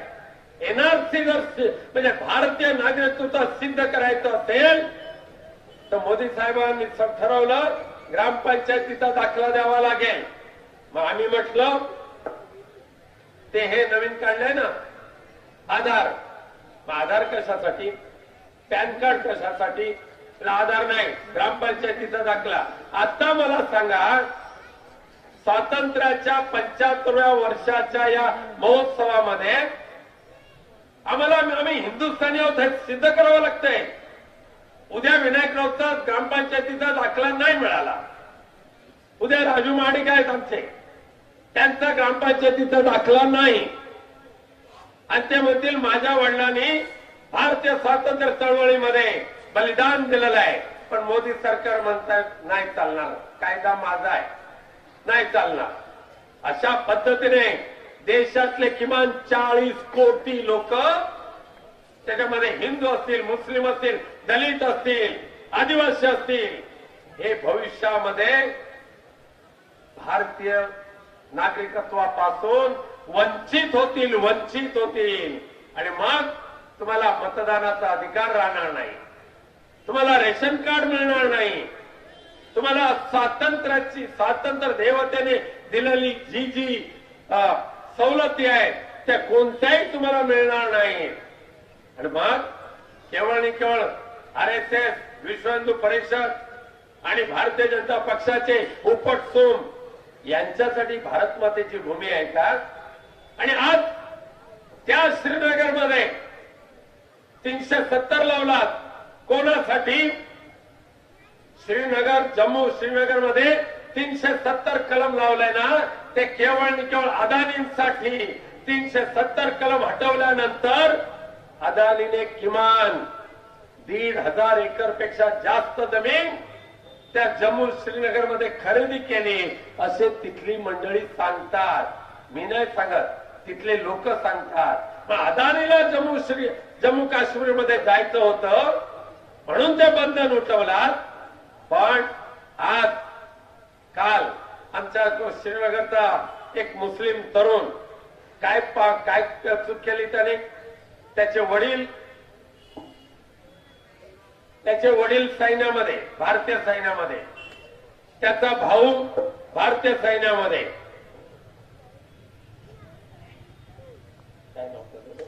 रज्जाक नावाचा तो आमचा मुलगा, रज्जाकचे वडील भारतीय सैन्यामध्ये, रज्जाकचा भाऊ भारतीय सैन्यामध्ये, पण त्या वडिलांचं गोळी घालून हत्या पाकिस्तानी सैनिकांनी केल्या. भारतासाठी तो शहीद झाला. काल रज्जाकला सुद्धा त्या पाकिस्तानच्या अतिरेक्यांनी घरामध्ये धाड धाड धाड गोळ्या घातल्या आणि बिचाराला शहीद केला. आणि चिठ्ठी पाठवली का, तर तुझा सक्का भाऊ भारतीय सैन्यामध्ये आहे आणि भारत मातेचं रक्षण करतोय. नरेंद्र मोदी साहेब, तुम्ही मणिपूर जाळलात, तुम्ही श्रीनगर उद्ध्वस्त केलात, तुम्ही जम्मू उद्ध्वस्त केलात आणि आज तुमचे हे नारायणराव राणे आमचा सिंधुदुर्ग उद्ध्वस्त करायला निघाले आहेत, रत्नागिरी उद्ध्वस्त करायला निघाले आहेत. कारण तुम्हाला अधिराज्य पाहिजे ह्या सिंधू भूमीवर, सिंधुदुर्गातल्या मातीवर, मालमत्तेवर. आणि प्रॉपर्टी किती कमवली? कमवा बाबांनो, कुठे कमवायची तेवढी कमवा. विनायकरावची प्रॉपर्टी शोधण्यासाठी तुम्हाला दुर्बीण घ्यावी लागेल आणि नारायण राणेंची प्रॉपर्टी शोधताना असे डोक्यावर हात घ्यावे लागतील बाबा, एवढी मोठी प्रॉपर्टी. अरे त्या दूधच्या किनारी बंगला बांधला राखी खाऱ्या हवेमध्ये आणि म्हणून ती बुद्धी खारट झाली आहे. सध्या जे काय बिघाड झालाय ना, तर त्या खाऱ्या हवेचा परिणाम आहे. आम्हाला त्याच्यावर दूषण नाहीये, पण एका गरीबाने बंगला बांधला त्या कांदा मालवणमध्ये आणि त्या बंगल्याच्या आड ह्यांचा बंगला येत होता. मग त्या गरिबांचा बंगला तोडला आणि स्वतःचा बंगला त्या देवाच्या वाटेवर बांधला. अशा पद्धतीने सिंधुदुर्गातली भूमी हडप करायला निघालेले हे राणे कुटुंबीय विनायक राऊतने काय केलं म्हणून विचारतात. होय, मी अभिमानाने सांगेन, विनायक राऊतने या सिंधुदुर्ग जिल्ह्यामध्ये साधू संतांच्या भूमीमध्ये, देवदेवतांच्या भूमीमध्ये संस्कृती निर्माण करण्याचं काम विनायक राऊतांनी केलेलं आहे. मागच्या 10 वर्षाच्या कारकिर्दीमध्ये, नारायण राणेंच्या कारकिर्दीमध्ये झालेल्या हत्या आणि विनायक राऊतांच्या कारकिर्दीमध्ये शांत, सुसंस्कृत आणि देवा धर्माच्या पूजा अर्चेमध्ये रमणारा सिंधुदुर्ग, याच्यामध्ये फरक आहे बाबांनो. मला छंद आहे की, मला छंद आहे भजन कीर्तनाचा, मला छंद आहे प्रवचनामध्ये बसायचा, मला छंद आहे माझ्या गोरगरीब कार्यकर्त्यांच्या घरी जायचा, त्यांच्या सुखदुःखामध्ये समरस होण्याचा छंद मला आहे. पण तुमच्यासारखं एखाद्या कार्यकर्त्याने गृहप्रवेशाला बोलवलं, गेले सहकुटुंब, हे मोठे राणे नाही, ते दुसरे 2 नंबरचे गेले सहकुटुंब आणि झालं, त्यांनी आगत स्वागत केलं. चौक्यामधली घटना, मालवण चौका वरून समुद्र दिसायचा. दुसऱ्या दिवशी या महाशयांचा एक दलाल गेला त्या गृहस्थांच्याकडे, म्हणाला की साहेबांच्या बायकोला तुझा बंगला आवडलाय, त्यामुळे तो त्यांच्या ताब्यात दे. आता अशा बकासुरानं कोण बोलवेल पाचवीला, कोण बोलवेल बारशाला, कोण बोलवेल लग्नाला? विनायक राऊतला बोलवतात, हळदीला बोलवतात, लग्नाला बोलवतात, पाचवीला बोलवतात, बारशाला बोलवतात, सत्यनारायणाला बोलवतात, हरिकीर्तनाला बोलवतात. जातो गावामध्ये, वेळ मिळाला तर बसतो पेटीवर, जातो अभंग. संतांनी दिलेली वाणी, भगवंताचं गुणगान गायचं भाग्य विनायक राऊतला मिळतं आणि तुमच्या मोठ्या महाशयाला जाऊ तिथे ढोसू, जाऊ तिथे खाऊ आणि इतरांची गाऊ. अशा पद्धतीचा जर फरक असेल तर बाबांनो स्वतःच्या मुलावर संस्कार करा, विनायक राऊतवर जास्त जळू नका. आणि म्हणून शेवटी एकच सांगतो, अजून संजनाताई तुम्ही बोलणार आहात 5 मिनिटं, महिला राजू तुम्हाला बोलायचं आहे. एकच सांगतो, या सिंधुदुर्गाच्या सर्वांगीण विकासासाठी जे जे करणं शक्य आहे, जे जे माझ्या डोळ्याने दिसतंय, उगाच पोपटपंची करणार नाही, परंतु आदरणीय सुरेश प्रभू साहेबांच्या माध्यमातून कोल्हापूर वैभववाडी हा रेल्वे मार्ग जो झाला पाहिजे आणि होणार करणार म्हणजे करणारच. मी संसदेमध्ये मागणी करून आदरणीय रेल्वे मंत्री महोदयांना भेटलो. त्याला सांगितलं की साहेबजी एक ही कृपा करे मुझ पर, मला काही नको, पण आमच्या मागास कोकणच्या विकासासाठी आम्हाला पश्चिम महाराष्ट्राला रेल्वेने जोडणं आवश्यक आहे. आणि म्हणून सुरेश प्रभू साहेबांनी ज्या प्रकल्पाचं भूमिपूजन केलं होतं तो कोल्हापूर वैभववाडी प्रकल्प पुन्हा एकदा चालू करून द्या ही मागणी रेल्वे मंत्री वैष्णव साहेबांकडे केली आणि सांतोबाबांनी त्यांनी ती मान्य केली. या रेल्वे मार्गाचं सर्वेक्षण सुरू झालं आणि येत्या पुढच्या टर्म मध्ये देवाकडे प्रार्थना करतो की हा रेल्वे मार्ग पुरा करण्याचं भाग्य विनायकराव सारख्या तुझ्या भक्ताला मिळून दे बाबा. आणि म्हणून सिंधुदुर्ग असेल, रत्नागिरी असेल, ही देवभूमीमध्ये त्या देवांचा सेवक म्हणून, तुमचा मित्र म्हणून या जिल्ह्यामध्ये काम करण्याचा जो प्रयत्न करतोय, जाती धर्मामध्ये भेदभाव न मानता सर्वांना एकत्रित आणण्याचा जो प्रयत्न करतोय, त्यामध्ये यश यायचं असेल तर बाबांना एकच प्रार्थना करतो, या देशातल्या बकासुरांनी आमच्या उद्धवजी ठाकरेंना संपवण्याचा प्रयत्न केला, आमच्या शरद पवार साहेबांना संपवण्याचा प्रयत्न केला. काय चूक होती आमच्या उद्धव साहेबांची? काय चूक होती आमच्या शरद पवार साहेबांची? काय पाप केलं होतं आमच्या उद्धव साहेबांनी? मुख्यमंत्री झाल्यानंतर या सिंधुदुर्गाला जे जे देणं शक्य आहे ते एका 5 मिनिटांमध्ये दिलं. नारायण राणे तुम्हाला 40 वर्षामध्ये जे शक्य झालं नाही ते आम्ही करून दाखवलं आहे. मग उद्धवजी ठाकरेंना एकटं पाडायचं, राजकारणातून त्यांना संपवायचं का? तर आपल्या मुंबईवर या नरेंद्र मोदी आणि अमित शाह यांचा डोळा आहे, त्यांच्या थैली शहांचा डोळा आहे. ही मुंबई पुन्हा एकदा गुजरातला जॉईन करायची, गुजरातला जोडायची, या नतदष्टपणा त्यांच्या मनामध्ये रुजला आणि आघात केला उद्धव साहेबांच्या या शिवसेना परिवारावर. एखाद्याचा संसार मोडायचं पाप जे करतात ना त्यांना नरकात जावं लागतं असं आमच्या संत महात्म्याने सांगितलेलं आहे. आणि शिवसेनेचा परिवार मोडून ताडून टाकायचं, मुंबई त्यांना गुजरातला मिळवायची, या दुष्ट भावनेने शिवसेना संपवण्याचं पाप ज्याने ज्याने केलंय त्यांना मला सांगायचं आहे, आज आम्ही जय भवानी जय भवानी या घोषणेवर मोदी साहेबांच्या निवडणूक आयोगाने बंदी घातली. तुम्हाला चालेल का बाबांनो? छत्रपती शिवाजी महाराज हिंदवी स्वराज्य संस्थापक म्हणून त्यांचा उल्लेख आपण करतोय. आपली भवानी माता ही जगदंबा तुळजा भवानी, तिचा जय जयकार करायला आमच्यावर बंदी, तिचा जय जयकार छत्रपती शिवाजी महाराजांचा जय जयकार करायला शिवसेनेवर बंदी ही घातली. कधी? या मोदी आणि अमित शहाने त्यांच्या निवडणूक आयुक्त जो आहे ना हुंकणारा, त्याच्या माध्यमातून शिवसेना गीतातून म्हणे जय भवानी जय शिवाजी काढून टाका, हिंदू हा शब्द काढून टाका. अरे भवानी आमची जगदंबा आहे, छत्रपती शिवाजी महाराजांचं दैवत आहे. या दैवताची गर्जना करणाऱ्या भले आम्हाला तुरुंगामध्ये टाका, भले आम्हाला बाद करा, पण प्राण गेला तरी जय भवानी जय शिवाजी हा नारा त्या शिवसैनिकांपासून कोण दूर करू शकत नाही, उद्धवजींपासून कोण दूर करू शकत नाही. पण माझ्या माय भगिनींना एकच विनंती, या अशा नतदष्ट राज्यकर्त्यांना त्यांची जागा दाखवायची असेल तर जगदंबेच्या कृपेने मिळालेली मशाल, ती मशाल 7 तारीखला त्याचा स्वीकार करा आणि विनायक राऊतला प्रचंड मताधिक्याने निवडून द्या विनंती करतो.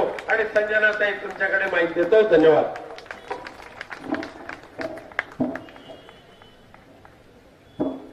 रत्नागिरी सिंधुदुर्ग लोकसभेच्या माननीय खासदार, मी त्यांचा भावी खासदार नाही, खासदार म्हणूनच उल्लेख करते, कारण हॅट्रिक आपण मारणार आहात ही इथली उपस्थिती आपली दाखवून देत आहे. असे आपले विनायक राऊत साहेब, उपस्थित सर्व प्रचारासाठी उपस्थित असलेले व्यासपीठावरील सर्व मान्यवर, सर्व इंडिया आघाडीचे सर्व पदाधिकारी, समोर उपस्थित असलेले सर्व आमचे कोकणवासीय ज्यांनी भारतीय संविधान वाचवण्याचा, भारताची लोकशाही वाचवण्याचा चंग बांधलेला आहे, अशा प्रत्येक कोकणवासियांना माझा सस्नेह जय महाराष्ट्र. मला इथे खरोखर आपली उपस्थितीमध्ये मुसलमान भगिनींची आणि सर्व बांधवांची उपस्थिती मोठ्या प्रमाणात दिसत आहे. आणि मला वाटतं हे सगळं आपल्या इथल्या लोकांनी, इथल्या पत्रकारांनी हे विशेष नमूद केलं पाहिजे. कारण आम्हाला वारंवार, जसं विनायक राऊत साहेब म्हणाले, आम्ही जेव्हा काँग्रेस राष्ट्रवादीबरोबर गेलो त्यावेळेला याच भ्रष्ट जनता पार्टीने, शिवसेनेने हिंदुत्व सोडलं म्हणून सांगितलं. आणि त्याच वेळेला माननीय उद्धव साहेबांनी त्या ठिकाणी शिवाजी पार्क वरून एक घोषणा केली आणि त्यांनी सांगितलं, बाबांनो, आमचं हिंदुत्व हे हृदयात राम आणि हाताला काम देणारं हिंदुत्व आहे. आणि तुमचं हिंदुत्व जर बिल्किस बानो तिच्यावर बलात्कार करणाऱ्या त्या 12 जणांचा, जिची 3 वर्षाची मुलगी आपटून आपटून तिच्या नजरेसमोर मारली, त्या 12 जणांना जमिनीवर सोडून त्याची सत्कार तुम्ही केला. हे सत्कार करणाऱ्या जर भारतीय जनता पार्टीचं हिंदुत्व असेल तर हे हिंदुत्व आम्हाला मान्य नाही नाही नाही, हे ठणकावून सांगणारे आमचे उद्धव साहेब. हो, मी सोलापूरची संपर्क प्रमुख देखील आहे आणि मी पाहिलं सोलापूरच्या त्या पंढरीच्या दिंडीमध्ये माझ्या मुसलमान बांधवांना नाचताना, त्या ठिकाणी विठ्ठलाच्या भक्तीत तल्लीन होऊन जाताना. आणि हेच आपला महाराष्ट्र धर्म सांगतो, हेच प्रबोधनकारांनी सांगितलेलं हिंदुत्व आहे, हेच आमच्या बाळासाहेबांनी सांगितलेलं हिंदुत्व आहे. आणि हेच हिंदुत्व घेऊन माननीय उद्धव साहेब पुढे निघालेले आहेत, आदित्य साहेब पुढे निघालेले आहेत. त्यामुळे तुम्ही हा जो या ठिकाणी उपस्थित राहून दिलेला आशीर्वाद आहे, याचा प्रथमतः आम्ही सगळेजण स्वीकार करतो. असाच प्रेम आपण सगळ्यांनी आमच्यावर ठेवावं ही विनंती करते. खास मी इथे उभी राहिलेली आहे माझ्या महिला भगिनींसाठी बोलायची, कारण तुम्ही जे काम करणार आहात या निवडणुकीमध्ये खूप महत्वाचं काम आहे. बाबांनो, सगळ्यात महत्वाचा अन्याय हा तुमच्या माझ्यावर झालेला आहे. मोदीनं सांगितलं होतं 15 लाख रुपये अकाउंटवर देणार. प्रत्येक जण आपण अकाउंट चेक करतो की नाही, आले का कोणाच्या अकाउंटला? काळा पैसा आणून देणार होते, त्यांचा काळा पैसा आला की नाही ते माहीत नाही. पण आपण प्रत्येकीने पिठाच्या डब्याखाली, तांदळाच्या डब्याखाली, साडीच्या कप्प्यात लपून ठेवलेले, जपून ठेवलेले नवऱ्याची बचतीचे पैसे घाबरून काळा पैसा आहे समजून घाईघाईत बँकेत जाऊन जमा केले. आज हे पैसे जर तुम्ही बँकेतून काढायला गेलात, मोदी सरकार त्याच्यावर टॅक्स घेतं. आज हे पैसे जर तुम्ही बँकेत भरायला गेलात, मोदी सरकार त्याच्यावर टॅक्स घेतंय. अन्याय कोणावर झालाय? आपल्यावर झालाय. बरोबर बोलले ताई. 370 रुपयामध्ये सिलेंडर असताना त्यांची स्मृती इराणी, साज भी कभी बहू थी वाली, कसली वीरांगणा. त्यावेळेच्या पंतप्रधानांना चपलाचा आहेर पाठवणारा या आज 1170 रुपये सिलेंडर झाला. या मोदींना आपण कसला आहेर पाठवावा, हा प्रश्न आपल्या महिला भगिनींना आपण विचारला पाहिजे. कारण ही चीड आहे, बरोबर की नाही? 370 कुठे आणि 1170 कुठे, यातला फरक बघा. आणि नुसतं याच फरकामध्ये बघा, 500 रुपये सन्मान निधी येतो तुमच्याकडे महिन्याला. या खिशातले पैसे या खिशातून येतात, लक्षात घ्या बाबांनो. आणि नुसती एवढीच तुमचे खिसे कापले जात नाहीयेत. आज पेट्रोल डिझेल, बरोबर म्हणाले ते सतीश सावंतजी म्हणाले मगाशी, बाळ जन्माला आल्यापासून त्याचं आंगडं टोपरं, त्याला कॅल्शियमचा डोस, अगदी जाळ खिचडी देताय ना, त्याला देखील जीएसटी लागते. त्याचं दप्तर सोडा ताई, त्याचं शार्पनर आणि खोड रबर घेतो ना, त्याला सुद्धा जीएसटी लागते. हॉस्पिटलमध्ये गेलेला माणूस परत येवो किंवा न येवो, त्याच्या बिलावर जीएसटी लागून येतो. एवढं सोडा, आपला माणूस पशानात गेला, शेवटची यात्रा सुरू झाली, अंत्ययात्रेच्या प्रत्येक सामानाला जीएसटी लागतो आहे. हा विचार आपण करायला पाहिजे. ही महागाई यांनी आपल्यासमोर 1 नेशन 1 टॅक्स सांगितलं आणि नागवलं गरीब जनतेला. होय, हे सरकार व्यापाऱ्यांचं सरकार आहे, उद्योगपतींचं सरकार आहे. म्हणून सोन्याचे भाव वाढलेले आहेत, म्हणून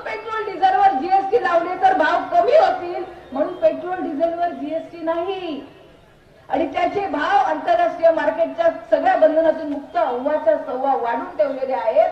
आपण कोकणवासीय म्हणून समाधानी माणसं ना. आपण म्हणतो पेट्रोल डिझेलचे भाव वाढलेत, माझ्याकडे गाडी नाहीये. पण बाबाला गाडी नसली ना तरी घरात येणारी कोथिंबिरीची जुडी सुद्धा त्या पेट्रोल डिझेलच्या वाढीमुळे महाग होते. कारण की तो वाढीव भाग त्या भाजीवर, त्या वस्तूवर, त्या कोथिंबिरीच्या जुडीवर लावून येत असतो. त्यामुळे हे पैसे कोणाच्या खिशातून जातात? तुमच्या माझ्या खिशातून जातात. 2 करोड म्हणे नोकऱ्या देणार होते. आपल्या महाराष्ट्रात आपल्या हक्काचे आलेले उद्योगधंदे, Vedanta Foxconn, bulb drug park, medical device park, नावा शिवापोर्ट, आपलं वानखेडेच्या जागेवर त्यांनी अहमदाबादमध्ये क्रिकेट स्टेडियम आखलं. लक्षात घ्या, वित्तीय केंद्र, कपास कॉर्पोरेशन, डायमंड मार्केट, प्रत्येक गोष्ट जी या मुंबई महाराष्ट्राचा अभिमान होती, ओरबडून कुठे नेली गेली आहे? गुजरात मध्ये कुठे नेली गेली? आज तुमची मुलं महाराष्ट्रात मुंबईत कामाला जातात चाकरमानी म्हणून आपण अभिमान बाळगतो की नाही? की आपलं पोरगं तिथे काम करतंय. मला सांगा, तुमची मानसिकता आहे तुमच्या मुलांना उद्या गुजरातेत कामाला पाठवायचंय? मग करा मतदान. आणि नसेल पाठवायचं, मुंबई महाराष्ट्राची शान आपल्याला टिकवायची असेल तर आपल्याला माननीय विनायक राऊत साहेबांना, शिवसेनेला इंडिया आघाडीला निवडून आणावंच लागेल. आणि यासाठी आपल्याला तयारीत राहावं लागेल. होय, भवानी मातेचं चिन्ह, भवानी मातेचा जागर करताना सगळ्यात महत्वाची काय आपण पुढ्यात ठेवतो? भवानीची ज्योत, मशाल. कर्मधर्म संयोगाने माननीय बाळासाहेब ठाकरे यांच्या आशीर्वादाने याच भवानी मातेनं शिवरायांना भवानी तलवार दिली आणि त्यांनी महाराष्ट्राच्या स्वराज्याचे सुराज्य स्थापन केलं. आणि पुन्हा एकदा उद्धव साहेबांना या ताई भवानीची मशाल आपल्याला चिन्ह म्हणून मिळालेलं आहे. आणि मला खात्री आहे आपण सगळेजण मशाल चिन्हावर येणारा 7 मेला त्या ठिकाणी त्या चिन्हासमोरचं बटन दाबून प्रचंड बहुमताने शिवसेनेला, उद्धव साहेबांना आपला विश्वास त्या ठिकाणी देणार आहात. आणि हे करत असताना मतदानाच्या आदल्या दिवशीपर्यंत सगळ्यात महत्वाचं राऊत साहेब काय आहे? आपल्याला लुबाडून मेडिकल कॉलेज, इंजिनिअरिंग कॉलेज कॉन्ट्रॅक्टची टक्केवारी असेल, एवढा पैसा जमा केला, एवढी माया जमा केली आहे ना, मतदानाच्या आदल्या दिवशी तुमचे भाव ठरवले जातील. या 500 रुपयात मॅनेज होईल, हा 1000 रुपये. ह्याला जरा गावात 4 जण जास्त ओळखतात, ह्याला 2000 रुपये. ह्याला एक चपटी द्या, तेवढा बस झालं. याला कोंबड्या मटणाचं जेवण घाला, तेवढं बस झालं. अशा पद्धतीने आपले भाव ठरवण्यातील प्रयत्न केला जाईल. माझी आपल्या सगळ्यांना विनंती आहे बाबांनो, आपलं बहुमूल्य मतदान विकू नका. कारण तेच ठरवणार आहे की तुमची घरात येणारी वस्तू ही किती रुपयात आली पाहिजे, तुमची महागाई कमी झाली पाहिजे. हेच मतदान ठरवणार आहे. तुमची बेरोजगारी नाहीशी झाली पाहिजे, महाराष्ट्रात रोजगार आले पाहिजेत. हेच धोरण ठरवणार आहे. कारण तुम्हाला मोफत राशन दिलं जात आहे, बरोबर ना? 5 किलो तांदूळ आणि 5 किलो गहू. तुम्हाला मला प्रश्न विचारायचा आहे, तुम्हाला मोफत राशन हवंय की मोफत शिक्षण हवंय? मोफत शिक्षण हवंय. आम्हाला भिकारी बनवू नका मोदीजी, आम्हाला मोफत शिक्षण हवंय. आमची मुलं बाळ हुशार आहेत, होऊ द्या की त्यांना डॉक्टर, इंजिनियर. काढा इकडे सरकारी कॉलेज. तुमची प्रायव्हेट कॉलेजांची फी भरायची आमची ऐपत नाही. त्याच्यामुळे तुम्ही किती कॉलेज काढलीत याच्या वल्गना तुम्ही आमच्याकडे करू नका. या सगळ्याचा हिशोब घेण्यासाठी माय भगिनींनो, बापू आपण तयार व्हा, एवढी विनंती मी आपल्या सगळ्यांना करते. आई भवानी, आई जगदंबा आपल्याला बळ देवो, एवढीच पुन्हा एकदा आई भवानीच्या चरणी प्रार्थना करते. विनायक राऊत साहेबांना मशाल चिन्हासमोरचे बटन दाबून 7 मेला प्रचंड बहुमताने विजयी करावं, एवढं आवाहन करून आपली रजा घेते. जय हिंद, जय महाराष्ट्र. धन्यवाद साहेब. कृपया वैभवडी तालुक्याच्या वतीने एक प्रचार गीत आम्ही तयार केलंय. मी कृपया विनंती करतो, जे तयार केलं